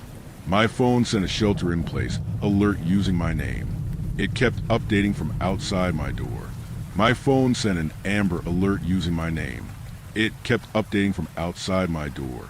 At 2:17 a.m., my phone ripped the room open with that amber alert siren. The status bar said T-Mobile LTE, 2:17 a.m., and the banner read, "Emergency alert, this is an amber alert order. Recipient, Danny Hyde immediately. Do not answer the door. Threat level, extreme. I live in Los Feliz, Los Angeles. Third floor walk up above the coin laundromat with the busted neon dry sign. 6 units. Old red brick. I killed the lamp and slid to the floor beside my bed, feeling ridiculous and also like my heart was going to climb out through my teeth. I checked Twitter, local news, weather, nothing. No one else had an alert. When I cleared the banner, it reappeared with the same timestamp. 2:21 a.m. Another update. Emergency alert. Updated, they're inside your building. Do not leave your unit. Maintain silence. Avoid windows. 2 seconds later, the hallway stair door at the far end clanged open. Not the soft, guilty step of a neighbor coming home late. Heavy, measured footfalls. They stopped outside my door. I eased the deadbolt, slow as a prayer. The phone buzzed again. Emergency alert. Updated, they are at your door. Do not approach the peephole. Do not speak. Our elevator belts squeal when someone rides at night. The sound hung in the walls like a toothache. Under the door, I watched the shadow stop. The building vent rattled, the way it does when somebody presses a hand over the grill. A different tone. Text from Maya. Maya, 2:23 a.m. you up? My phone did the alert noise, but there's nothing on it. Was that you? Me. I got one with my name. Shelter in place. Someone's outside my door. Maya, I'm calling 911. Stay put, she called. I let it ring out. Seconds later. Maya, 2:25 a.m. 911. Says no active incidents. Prob spoofing? Wanted to come over? New banner right over her text. Emergency alert. Updated, do not allow Maya Wrangle access. Compromise risk. Hi. Remain silent.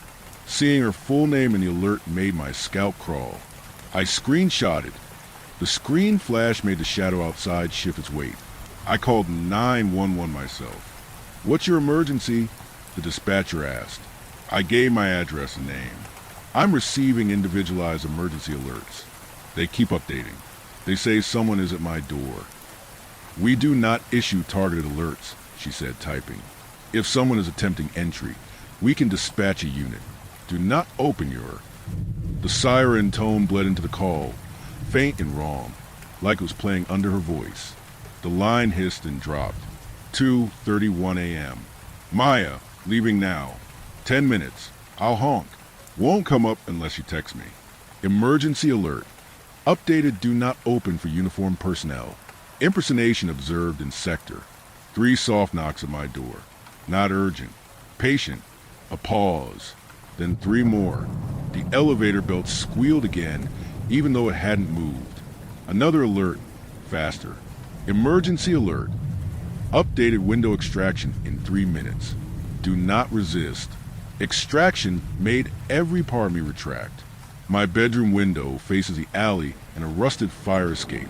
I shoved a towel against the door gap and taped the receipt over the peephole with shaky hands.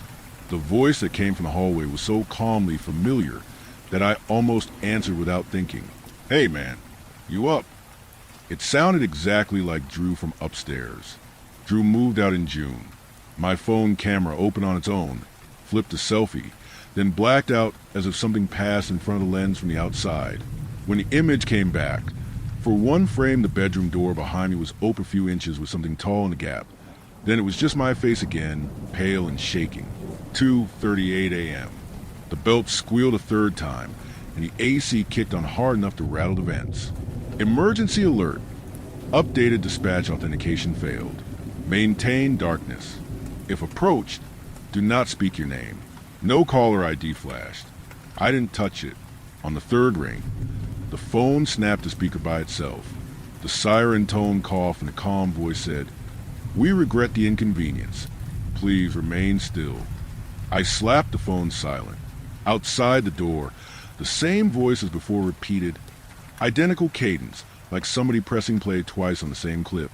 "Hey man, you up?" 2:56 a.m. A double honk floated up from the street, distant through the window glass. From directly outside my door, rushed and breathless. "It's me. Open up." "Maya." 2:56 a.m. parking now, almost there. "It's me. Open up." "Maya." 2:56 a.m. parking now, almost there. The phrasing and pause were exactly the same. The towel at the threshold lifted a millimeter, like breath found a seam. 2:59 a.m. Emergency alert. Final time expired. We're sorry. Everything went quiet. The AC stopped mid-cycle. Pressure shifted in the building. I felt it inside my ears. Somewhere above, a faucet screamed and then died. I must have slept. When light edged the blinds, it was 6:41 a.m. My phone sat at 3% even though I plugged it in. The alert history was empty. I nudged the towel away with my foot. Dust filmed the strip of wood outside. In it one footprint, bare adult-sized. Every toe defined. The big toe was flattened, the nail thick and yellow, like it had been crushed too many times. No courtesy card from LAPD. No tape on the peephole. The receipt I stuck there was gone. "Maya, 7:03 a.m. Did you sleep?" I ended up not coming. Got freaked out on the 5 and turned around. Felt sick. My bad. She swore she never left her place. She sent a time-stamped pic of her kitchen clock at 3 a.m. with her cat on the counter, like proof of life. The dashboard photo she texted earlier wasn't in our thread anymore. My screenshots were gone too. The chat jumped from 2:23 to 7:03 like the phone tunneled through the night. I called a non-emergency number. "Wireless emergency alerts don't target individuals," the operator said. "Contact your carrier." I asked if any units came to my address between 2 and 3 a.m. No record, she said, bored. I cracked the door. The hall smelled like antiseptic and warm plastic.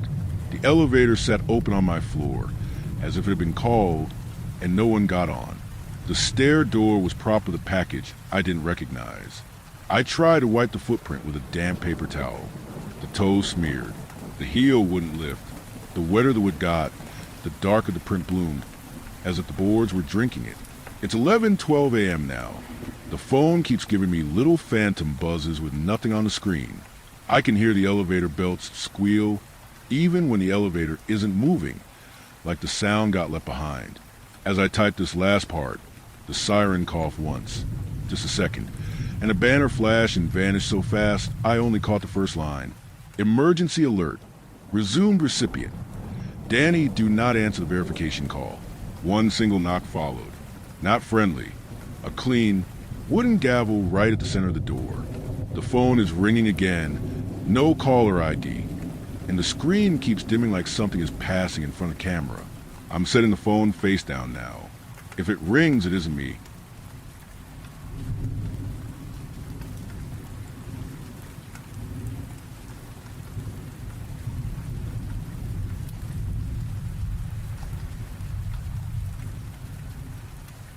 Story 6.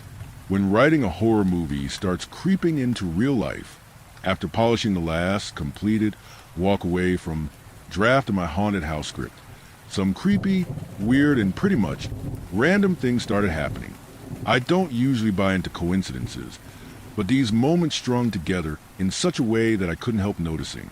The first instance came from a single line of dialogue that just wasn't working. It felt off, like it didn't belong in the scene no matter how many times I rewrote it. Rewrites weren't solving the problem. So I tried something else. Example, not from the actual script. SYD took you long enough. BEIB, what are you talking about? I haven't seen you since 7. I cut Beeb's line and ran it through an AI text-to-voice generator that I've used for a couple of years. Normally, it's smooth and reliable, but this time it played the line up until, "What are you talking about? I haven't seen," then froze and drew out this long, unnatural sound. Oh. I thought it was a glitch, so I tried again. Same exact thing happened. The generator glitched at the very same point. This stood out because in 2 years of using it, it had never once failed on me. The second occurrence came the next day. My father and I had gone out for a coffee. Nothing unusual. On the way back, his car suddenly stalled, just cut out completely. Strange, because his car has never given a moment's trouble, not a flat tire, not even a broken light. Nothing. Yet the morning after the AI glitch, the engine died without warning. It was as if the weirdness had jumped from the digital page and into real life. The third and most peculiar incident happened at 8 a.m. the very next morning. I was jolted awake by the sound of a Spanish guitar strumming above me, not a recording. Real strings being plucked, rhythmic and deliberate. The thing is, the adjoining attic room was completely unoccupied at the time. Then came noises like someone crawling around up there. I got up, opened the attic door, and what I saw was almost surreal.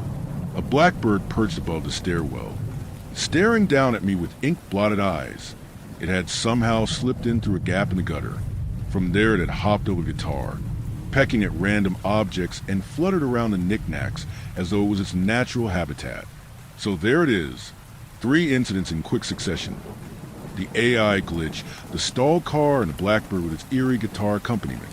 Any one of them on their own could be brushed off. All 3 together, though, in a row, this feels like something else entirely. Something deliberate. I can't shake the thought that these moments are more than coincidence. Maybe, just maybe, when you spend enough time writing about a haunted house and the accompanying lore, that energy doesn't stay trapped on the page.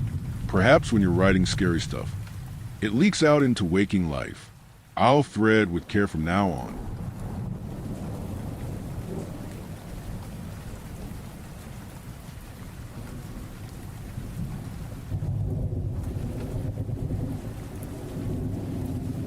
Story 7. The woman hung by her hair wasn't the worst thing. We broke into the sealed 7th floor at 1 a.m. By 2:37, one of us was gone. People love watching haunted videos at 2 a.m. with the lights off. Like fear is just entertainment. The podcasts, the Reddit threads, all those YouTubers with shaky GoPros chasing shadows in basements and acting surprised when a light flickers. But real horror? Real horror doesn't come with jump cuts and screaming thumbnails. Real horror doesn't want to be shared. I know because it tried once to test me. It started 3 years ago, back when I ran a YouTube channel with my friends. We were idiots. The whole thing was just dumb pranks and fake haunted explorations. Low effort content, low effort brains. Me, Jack, Lee, and Jim. For guys with no sense of consequence and too much night to waste. We heard about the old halcyon hotel from someone Jack knew. Names changed, obviously, for reasons you'll understand soon. It used to be the crown jewel of our town 2 decades ago. Now it was a withering husk on the edge of relevance, half of it under renovation, the other half dying of mold and neglect. But what really caught our attention was a rumor. No one was allowed to stay in the B wing of the 7th floor. Not since 2008. Not since a string of incidents that had the hotel slapping padlocks on that hallway and pretending it didn't exist. A suicide in room 715. A woman was found hanging, but not by her neck, by her hair. She twisted a thick rope around the base of her bun, looped it over the ceiling fan, and stepped off the bed. When the staff finally broke down the door 2 days later, the room was humid and reeking, and the floor, sticky, wet, and red, was soaked with blood. Her scalp had torn halfway off. Flesh peeled back from her skull, like wet paper, raw and glistening. Both her wrists were slashed wide open, blood dried and branching, arterial patterns across the floor, the walls, even the lampshade. No one else was in the room. The door had been locked from the inside. In the note they found, smeared in spots with blood and God knows what else, she wrote, "My hair hisses like snakes. It whispers to me when I sleep, tells me to do things. I think it's been growing without me. I just wanted silence." That was all. Silence. Room 712. A man burned alive in his bed.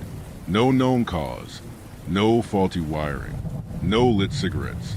No short-circuit appliances. Just fire, sudden, savage, and contained. The mattress was half melted. The headboard scorched to charcoal. The room stank of burnt flesh and something unnervingly sweet, like cologne baked into the skin before it liquefied, by some stroke of luck. A night staff member happened to be walking that corridor and spotted smoke curling from beneath the door. He called for backup, and with two others, managed to break in and smother the flames before they could leap to the hallway. But nothing added up. There were no signs of what started the fire, no lighter or fuel, and no remains of the man.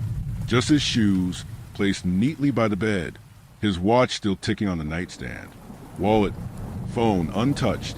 No record of anyone entering that room except him, but there was no body, only a heap of fine, gray ash where a person should have been, as if the fire had come only for him, and spared everything else. Room 707. 2 guests disappeared. One was found in the ventilation shaft days later, body twisted like a pretzel. The other never recovered. There were reports of rituals, symbols carved into walls beneath wallpaper, and odd sightings. A child once said she saw a man made of glass waving from the hallway, and the final nail in that coffin happened in late 2007. A woman checked in one rainy December night with her 3 kids, ages 5, 7, and 9, said she was escaping her abusive husband. Staff felt bad for her, gave her a discount.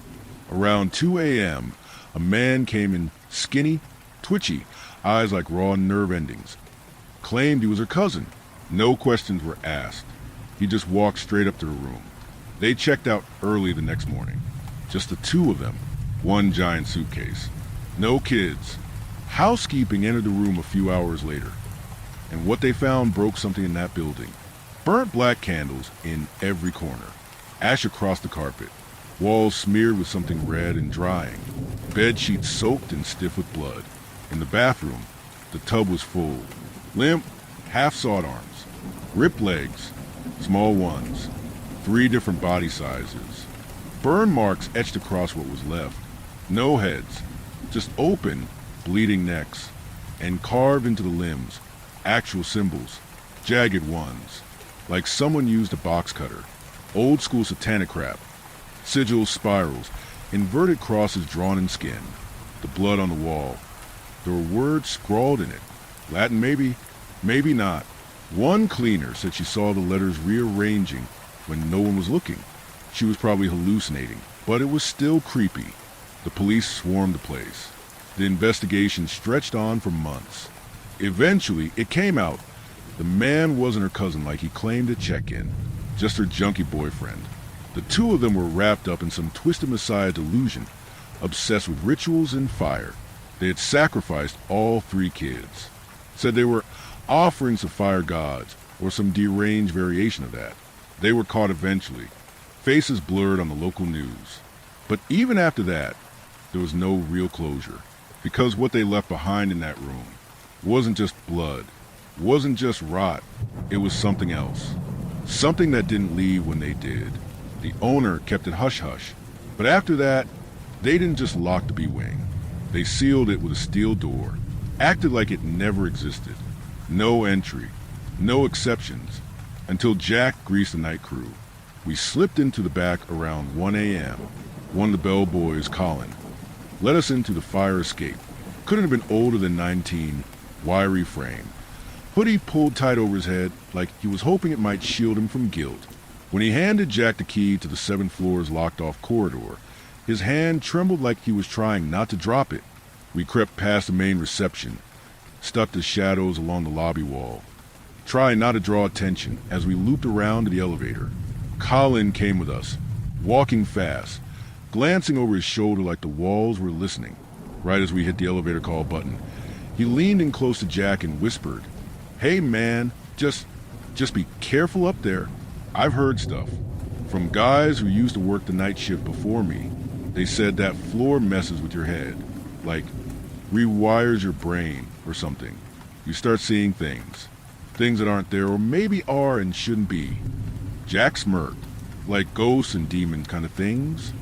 Colin didn't smile. No, more like reflections that move before you do. Hearing your own voice whispering from behind. Hallucinations and stuff. I'm serious, dude. Don't believe everything you see up there. Then, quieter, his eyes darting to the far end of the lobby. I once saw a man standing by the big window near the emergency exit. Long coat, tall hat, just staring. The steel door to the 7th was locked, but he was there. I swear to God. When I got closer, gone. We went quiet for a second. Even the elevators seemed to take longer than it should. Then Lee laughed. "Come on, man. You rehearsing that for TikTok or something?" "Yeah." Jack chuckled, slapping his back. "Appreciate the warning, bro, but we'll be out by 4. Colin didn't laugh with us. He just nodded. Stepped back as the elevator doors opened. "I'll swing back at 4 to sneak you out. Just don't let us see you."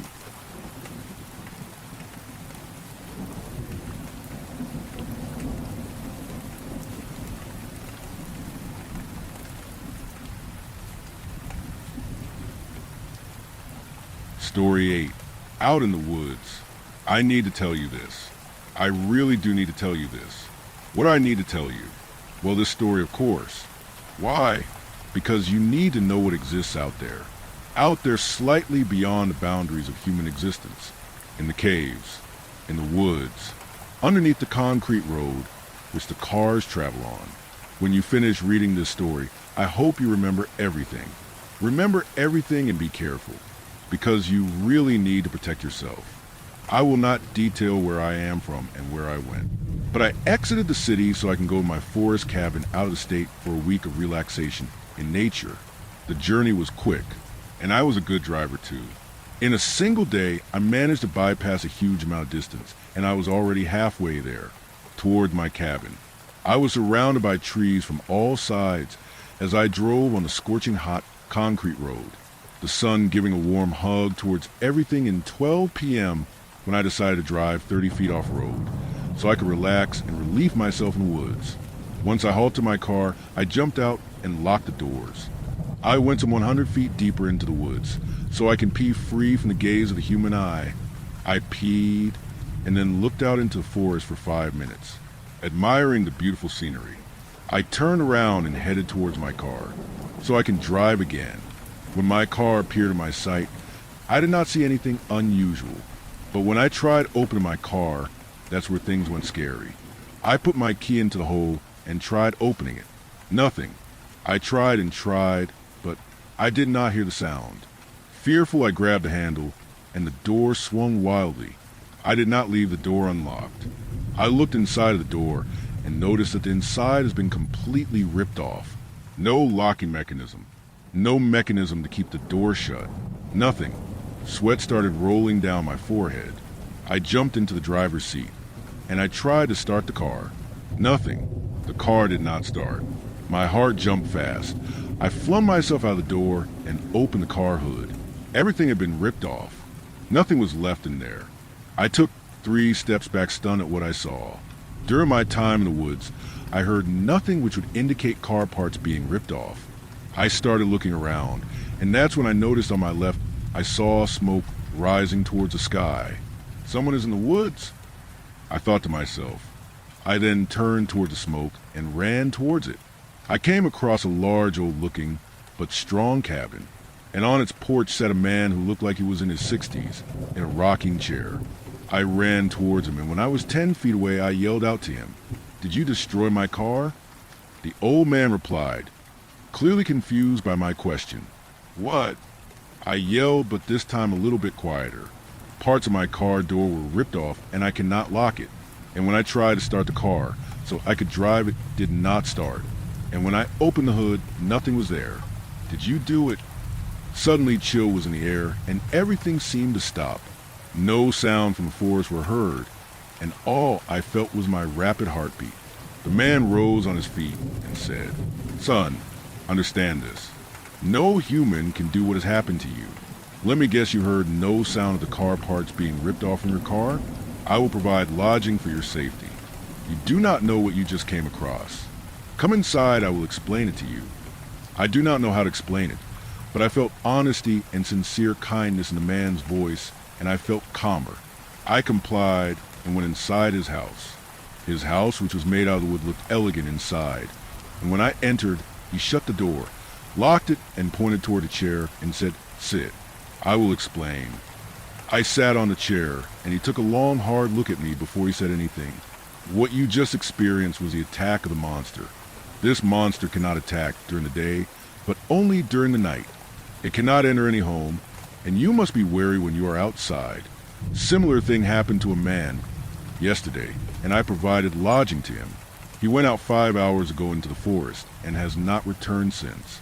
He went to reach a town, which is 100 miles further down the road. Listen to me carefully.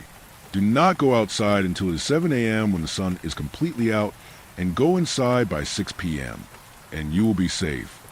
Those words struck me like lightning. I said to him while the fire raged in the furnace, "I cannot stay here forever. I have to go home." He replied, "And that's why I will make a phone call to my friend." He then pulled out a brand new iPhone and talked with someone. He then closed his phone and said to me, "In a week and 1 p.m. he will arrive, and you will go to your location. Did you bring any stuff? If so, let's go to your car and fetch it. You can put it in the basement. Don't worry. It's clean." I did not say anything, and we both went out to my car and brought all my stuff to his basement. Then he dusted off his hands and said, "My name is Jerry. What about yours?" I then told him my name, which I will not disclose here. During the day, nothing happened. It was only when the clock struck 9 a.m. when I heard the voice of man screaming emanate from the woods. Me and Jerry ran out of our rooms and watched out of the window a man running out of the woods toward the cabin. "Is that the monster?" I asked, my question seasoned with fear. "No, that is not the monster." Jerry squinted his eyes. "The thing behind him is the monster." I stared and saw something which was over 7 feet tall and humanoid looking run after man, 10 feet behind him.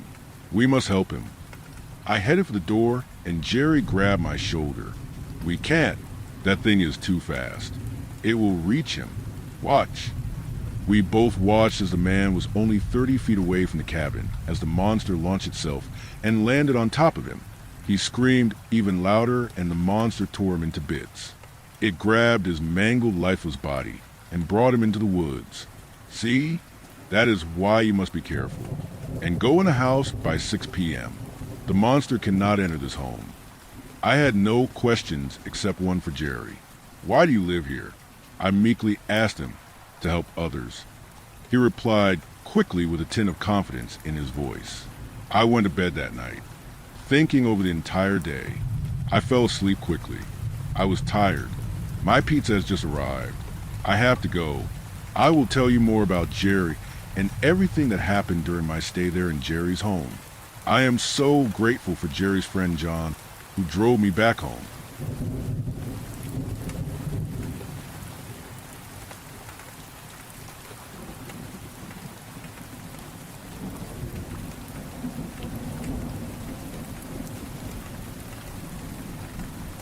Story 9.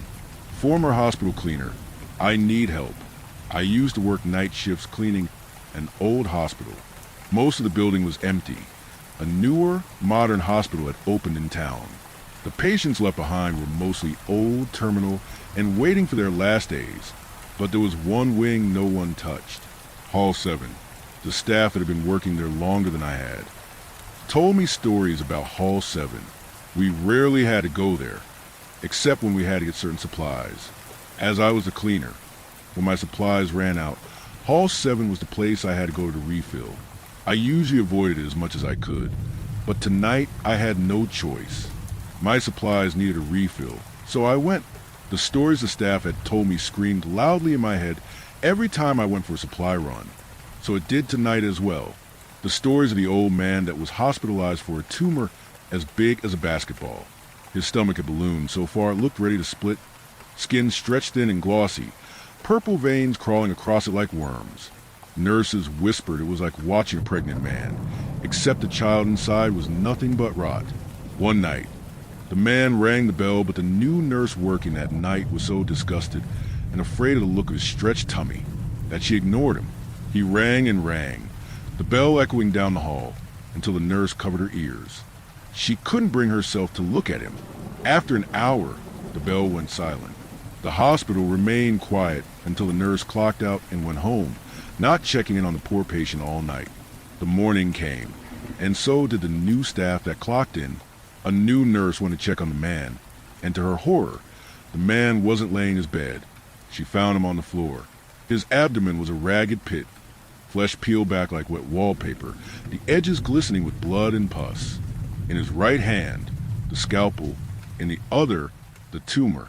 The tumor was slick, pale, threaded with veins that pulsed weakly as if alive. It was round, obscene, a perfect parody of life. He grinned at the nurse, lifted it high, and slammed it to the floor. Splat, splat, splat. Each bounce sprayed red arcs across the walls, a rain of meat and fluid. The man had cut the tumor out himself. But he wasn't dead. The blood was pouring out of the wide open, gaping hole. The patient turned his head and looked the nurse straight in her eyes as he continued to bounce his tumor, like a ball on the floor. The sound bouncing up and down was a gut-wrenching splat, splat, splat. The nurse backed out the door, screaming in horror as the patient's mouth widened. "I'm free now," he whispered. "I'm human again." A few minutes later, the man died. It's a horrifying story that I always dismiss and hope that humans are way more caring for each other than this. I just could not believe it. The workers that told me the story were not employed when they claimed this took place. Urban legend. This story lingered, screamed, in my brain when I headed to the supply closet in Hall 7. The walk to Hall 7 was suffocating. The air reeked of disinfectant, pus, and death. With the vents broken long ago, the stench of wounds and alcohol clung to every breath. The stench so pungent, making everyone who came in contact with it lose hope. I reached the end of Hall 6, turning right to the corridor leading to Hall 7. Turning again, now reaching the double doors to my destination. Hall 7 was dark. I ran my hand along the wall until I found the light switch. Lights turned on, flickering and unreliable, with the supply closet in sight. Straight down the hall, I began my walk. The corridor felt so long, but that was also the case. It was quiet, only the sound of the lights buzzing. Trying to keep my mind occupied on anything other than the story, I started to whistle the tune of "Stand By Me," a song me and my mom always whistled when I was worried as a kid. Some kind of comfort in the pressing feeling of the hall. The windows into the rooms were dark, not operating in the same light system as the light switch. Everything was fine until a loud bang rattled one of the rooms. My chest tightened.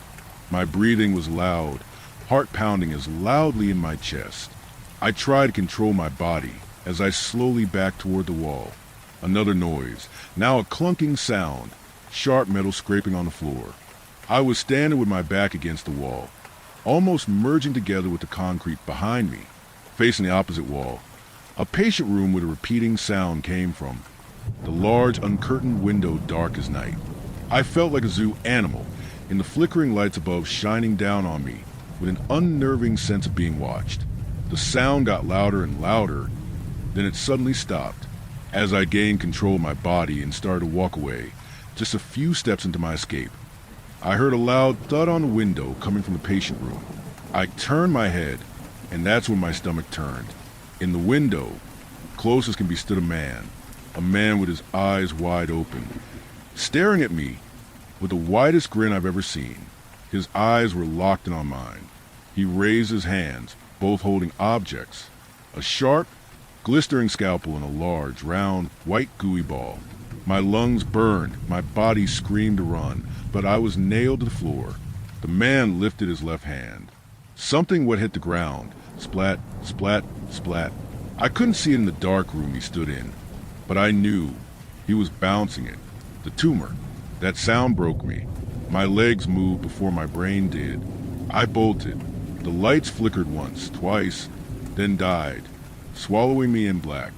I ran blind, gagging on the smell that chased me all the way home. I left all my belongings there, certain I would never return to that hospital, or any hospital for that matter. I'm writing this since I need help. Professionally, maybe? The psychiatrist I spoke with on the phone told me that I needed to come to her office for evaluation. That's out of question, as I'm unable to leave my room. My bed is rotting with me. The sheets are stiff with sweat and feces. Plates of food fester on the floor, crawling with flies that buzz against the curtains. The air stinks of mildew and waste, but worse than that, I smell him. I can no longer work. I fear living. I'm not able to sleep. I take pills, really strong ones, but they don't work. Nothing helps me from the repulsiveness, the barbarity of the scene that's been replaying in front of me every single day on the wooden floor of my bedroom. The eyes staring right into mine. The cutting, the sound of the large round ball hitting the floor when the flesh gives in as it detaches and rolls under my bed. Bleeding and crawling in under my bed, the dead man shuffles around to find his ball, rolling it out, grabbing and holding in his arms as his face turns with the widest grin. "I'm free now," he whispers, blood foaming at his lips. I'm human again, and then it's over, for a couple of minutes, until it all repeats again. It's constant. I cannot move. I'm living in my bed. To say I'm living is an overstatement. I haven't eaten since this happened. I can't leave my bed. I have my computer, my phone. I know that no one will believe me, but I'm really struggling for help. I sit here, tight in the corner of my bed pressed against the wall. I'm living in my own feces. I'm scared, embarrassed, confused. Please, I'm begging you. How can I make this stop?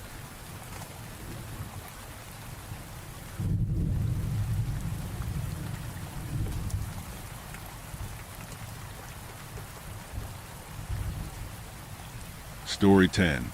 All the riches in the world. After all happened, I could never explain just what about the little wooden jewelry box had caught my eye. It was simple and unornamented. When questioned about what was inside it, Maggie, the antique shop's keeper, hesitated before speaking. "That's a collection of old silver, mostly jewelry and coins." I nodded. "So a few $1,000s, I suppose?" I went to put the box back. "Actually, not today. Today it's on sale. You can get it for about $700. It's been here for quite a while, and I've been trying to get rid of it." That gave me pause. This story isn't easy to tell. My memories have proved to be somewhat fragmented. What follows might not be the most straightforward retelling of events, but it reflects what I lived. Everything started that day in the antique shop. Just bear with me, if you will. Maggie and I go back a little. I started visiting her shop a couple of years ago, and over that time had purchased everything from a 1960s toy piano to some original Macintosh parts from the 1980s. Occasionally, I had gotten discount on random stuff, supposedly for being a loyal customer. "Why so low?" I asked. Maggie smiled. "You've been coming here regularly for years. I think I can do this one small thing in return for your business."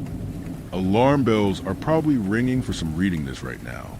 But in truth, I found it hard to be suspicious of this woman. She was very particular about the things she accepted to sell. I know that because I've sold her stuff before. It never crossed my mind that the jewelry could be fake. I don't know if any of you have guessed yet, but I'm one of those people that buys things and sells them at higher prices. Typically, I like to find things in need of some restoration. If that doesn't cost me too much, I can jack up the price pretty significantly when I'm done with it, and still feel like I'm giving enough to the buyer. But there were exceptions to this, like today. Several antiques made from silver priced at a mere $700 felt like the best opportunity I'd had upsell in a while. I opened the box to give what was inside a look. Several rings, 2 necklaces, a cup, and some irregularly shaped pieces of metal tumbled onto the checkout counter. It looked like silver. Surely it was real. I picked up one of the larger silver chunks. The thing was trying very hard to be a circle, but failing on its uneven surface. I could make out a design of sorts depicting a castle, and next to it the image of what I now know was a lion. Encircling these was a shield, which separated the symbols into quadrants. To the left of the shield was the letter P, and to the right was the letter D. The lower part of the shield contained a couple of other symbols. Maggie came up beside me. Those are old Spanish coins. This one you see was their largest denomination, the 8 reals. These were struck by hammers, so they're all a little uneven and some are cracked. It's quite rare to see any silver this old that looks like it was minted yesterday. She laughed and dropped the coin back into the box. Later, I put on both necklaces and 2 rings. Most of the rings were undecorated. One of them had designs on it reminiscent of the Spanish coins, and another one just had some weird-looking shapes engraved in it. The necklaces were more strange. They were simple, thin silver chains, although the links themselves were hollow pieces of metal strung through with a cord. One of the necklaces was a cross. The other was a tiny pendant representing what on closer inspection appeared to be a man holding some sort of implements in his hands. It occurred to me that it would probably be best to put each piece up individually for sale. I'd recently been in a car accident, and both my car and my body had needed repairs that I was now slowly paying off. But surely I could enjoy wearing 300-year-old jewelry for a couple of days at least. I started to get compliments at work. For once, people wanted to talk to me. One guy, who I knew to be a silver collector mainly because he took any and every opportunity to talk about it, pulled me aside to say that if I were curious about the silver's origin, I could bring him one of the coins. In the same sentence, he told me about a nice, fancy Italian place nearby that we could grab dinner at if I wanted. I wasn't very interested in that proposition, so I told him that I might take him up on that at some point in my life. A few days after I began wearing the jewelry, the dream started. All I remember now are brief moments and impressions. Tunnels of some sort underground. Dark spaces illuminated by oil lamps and candles. Hammers, chisels, pickaxes coughing. The shouting of workers. Distant sounds of earth shifting, maybe even falling. We chipped away at the rock that imprisoned us in hopes of something better. Over and over, these dreams repeated. I began to dread sleep. I found the silver cup on my counter, right next to the coffee machine, in the early hours of the second morning following the dreams. I must have left it there at some point, though I had no memory of doing this, nor did I have any recollection of it being there before that very moment. But what the hell? A person only lives once. One may as well take the opportunity to drink their morning brew from a silver cup if it is presented to them. The cup was one item that I hadn't paid much attention to. My fingers traced the floral designs on its rounded surface. It was cool to the touch as I lifted it from the counter, but began to warm almost immediately in my hand. The cup's design was like a goblet's, although it was not particularly tall. It was wide at the top, but tapered down to a stem for holding. Below that, the base flared out a bit to offer more support. I could feel something engraved on the bottom. Upon closer inspection, it was a set of initials. I could see my reflection inside the cup, although the edges of my face were curved somewhat. A minute later, I had a steaming cup of coffee in front of me. A splash of milk went in, then some sweetener. As I brought the cup to my mouth, I had a strange flashback to that one gruesome scene from Indiana Jones and the Last Crusade where what's his name? Wallace? Donald? Whoever he is. He drinks from a cup which he presumes to be the Holy Grail, only to end up in a pile of bone dust, because the cup he had chosen was in fact not the Holy Grail. The warm, sweet liquid passed my lips. There's some psychopaths out there who slurp their coffee. I am not one of them. After a moment, I took another sip. This time, there was a little grit. Usually, this only made an appearance at the very bottom of the cup. Strange. I brought the cup to my lips for more. It was too late by the time I realized that the grit I was tasting couldn't be from coffee. It seemed somehow both earthy and metallic. I spat out what was left in my mouth and began to retch over the trash can, but there was nothing to be done. The grit clung to the insides of my throat. I grabbed the cup. The coffee inside was now clouded by flecks of what seemed to be a fine gray dust. As I took deep, heaving breaths, I could feel the smallest of particles from within my lungs. It would seem I chose poorly. That night, I decided that maybe I could use some blackened chicken Alfredo after all. Silver Bro took one look at the coins I had brought and whistled. He called them cobs. That's Spanish silver. So it's real? I asked. I trusted Maggie completely, but it was good to hear this from someone else. Oh, I'm pretty certain this is real. The guy launched into an explanation of exactly why that was, but I stopped paying attention after the first 5 minutes. Usually, I like to learn about the things that I'm reselling, but with this silver, I just couldn't make myself care where it had come from and what its history was. Silver Bro kept making offers to exchange me something for a single piece of jewelry, or even one of the smaller cobs. I said no, of course. His offers pissed me off for some reason, a lot, and I didn't know why. Then he showed me some cobs of his own, but where mine were perfectly preserved, his had turned almost black. He noticed this too, and remarked that it was very strange that in all this time there didn't seem to be any sign of corrosion on my silver. I must be lucky, I replied. But he wasn't. Although the guy certainly knew his way around silver, he didn't seem to know his way around much of anything else. So there was no second date. When I got home, I saw 2 missed calls from Maggie. She had left a voicemail. I'll just paste the transcription here. Olivia? Let's pretend that's my name. It's Maggie. That's silver I sold to you. I was wondering if I might have it back. I'll pay you 10 times what you gave me for it. I shouldn't have sold it. It's real and all, but it wasn't mine to give. If you could call me back or come in tomorrow, I'm sure we can come to some sort of agreement. I'm very sorry about this. Just please call me back when you can. It's important. Thanks. No, absolutely not. It was my silver now. I bought it at the price she had asked. It was mine, not hers. Did Maggie only just now see the value of what she had given me? I trusted her. Now here she was trying to take my good fortune away. Such betrayal. Another call came in the next day. Betrayal. And then another. I blocked her number. That night I had a new dream. I was flying far above snow-capped mountains. The air up here was clean. I could breathe. Spreading out below me was everything, and everyone I'd ever known and would ever know. This is what the silver could do for me. I could have everything I'd ever wanted. I just had to let go of the tiniest fraction of it. But should I? This treasure was too perfect to let go. Maybe I'd just sell one item and keep the rest for myself. I knew that I would never have such magnificent pieces in my hands ever again if I let them go now. The following day was a Saturday, so I could look forward to doing nothing but snacking and binge watching another season of Charmed. And that's exactly what I did for about 3 hours before I was interrupted by a knock on my front door. I'm not interested. I called. The knock came again. There is no Jesus Christ in this house.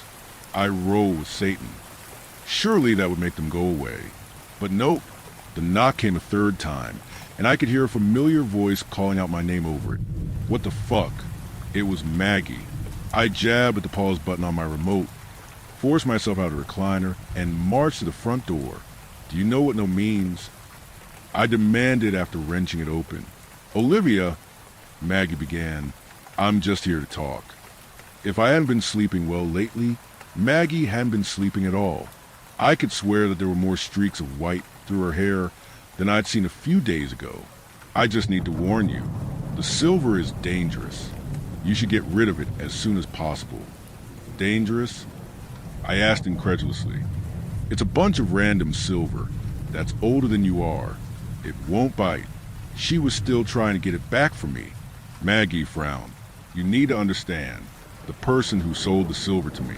I looked into his story. Something happened to him, and he wasn't the only one.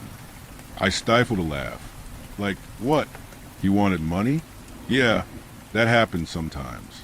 And then you gave him money. So where's the issue? Maggie stiffened. Can I see it? She asked timidly.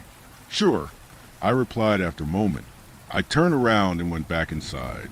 The thought of fetching that box for her didn't even cross my mind. My silver necklaces jingled as I stalked into the kitchen. I searched through the silverware drawer, but it wasn't there. Of course it wasn't. I wheeled around and found the drawer with larger cutting utensils. There it was, a meat cleaver. I grabbed it and walked back, without hesitating. I pulled open the door and brandished the cleaver at Maggie. Go, was all I said. Olivia. Maggie was whispering now. The silver is driving you mad. A hint of desperation had entered her voice. "Yeah, I'm mad. I started. Can a girl watch Charmed in peace?" Maggie's shoulders slumped. "Death follows that silver wherever it goes. For your own sake, Olivia, destroy it." With that, Maggie turned and left me standing alone on my porch, waving a meat cleaver at no one. She could have stayed. Maybe I'd have realized the truth sooner if she had. Then again, maybe not. She had to protect herself too.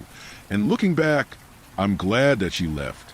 The dreams alternated over the next couple of days. In them, I both saw and felt two different worlds, two different possibilities. I was destined to fly, and the other people, well, it really wasn't my problem what they were destined for, was it? Nights were no longer quite so unpleasant, yet I still found myself waking early in the morning. The days blurred past, from work to home, from home to work, and from work to home I went, interspersed through all of that were long stretches of time when I found myself staring into the bed of silver at the bottom of that little box.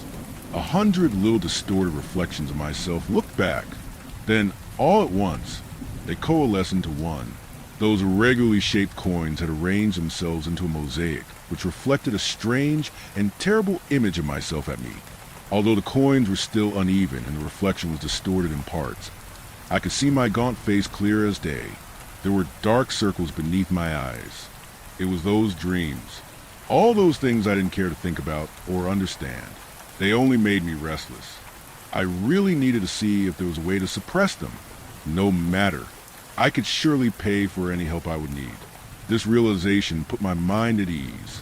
I continued to ponder my newfound wealth as my reflection stared back at me.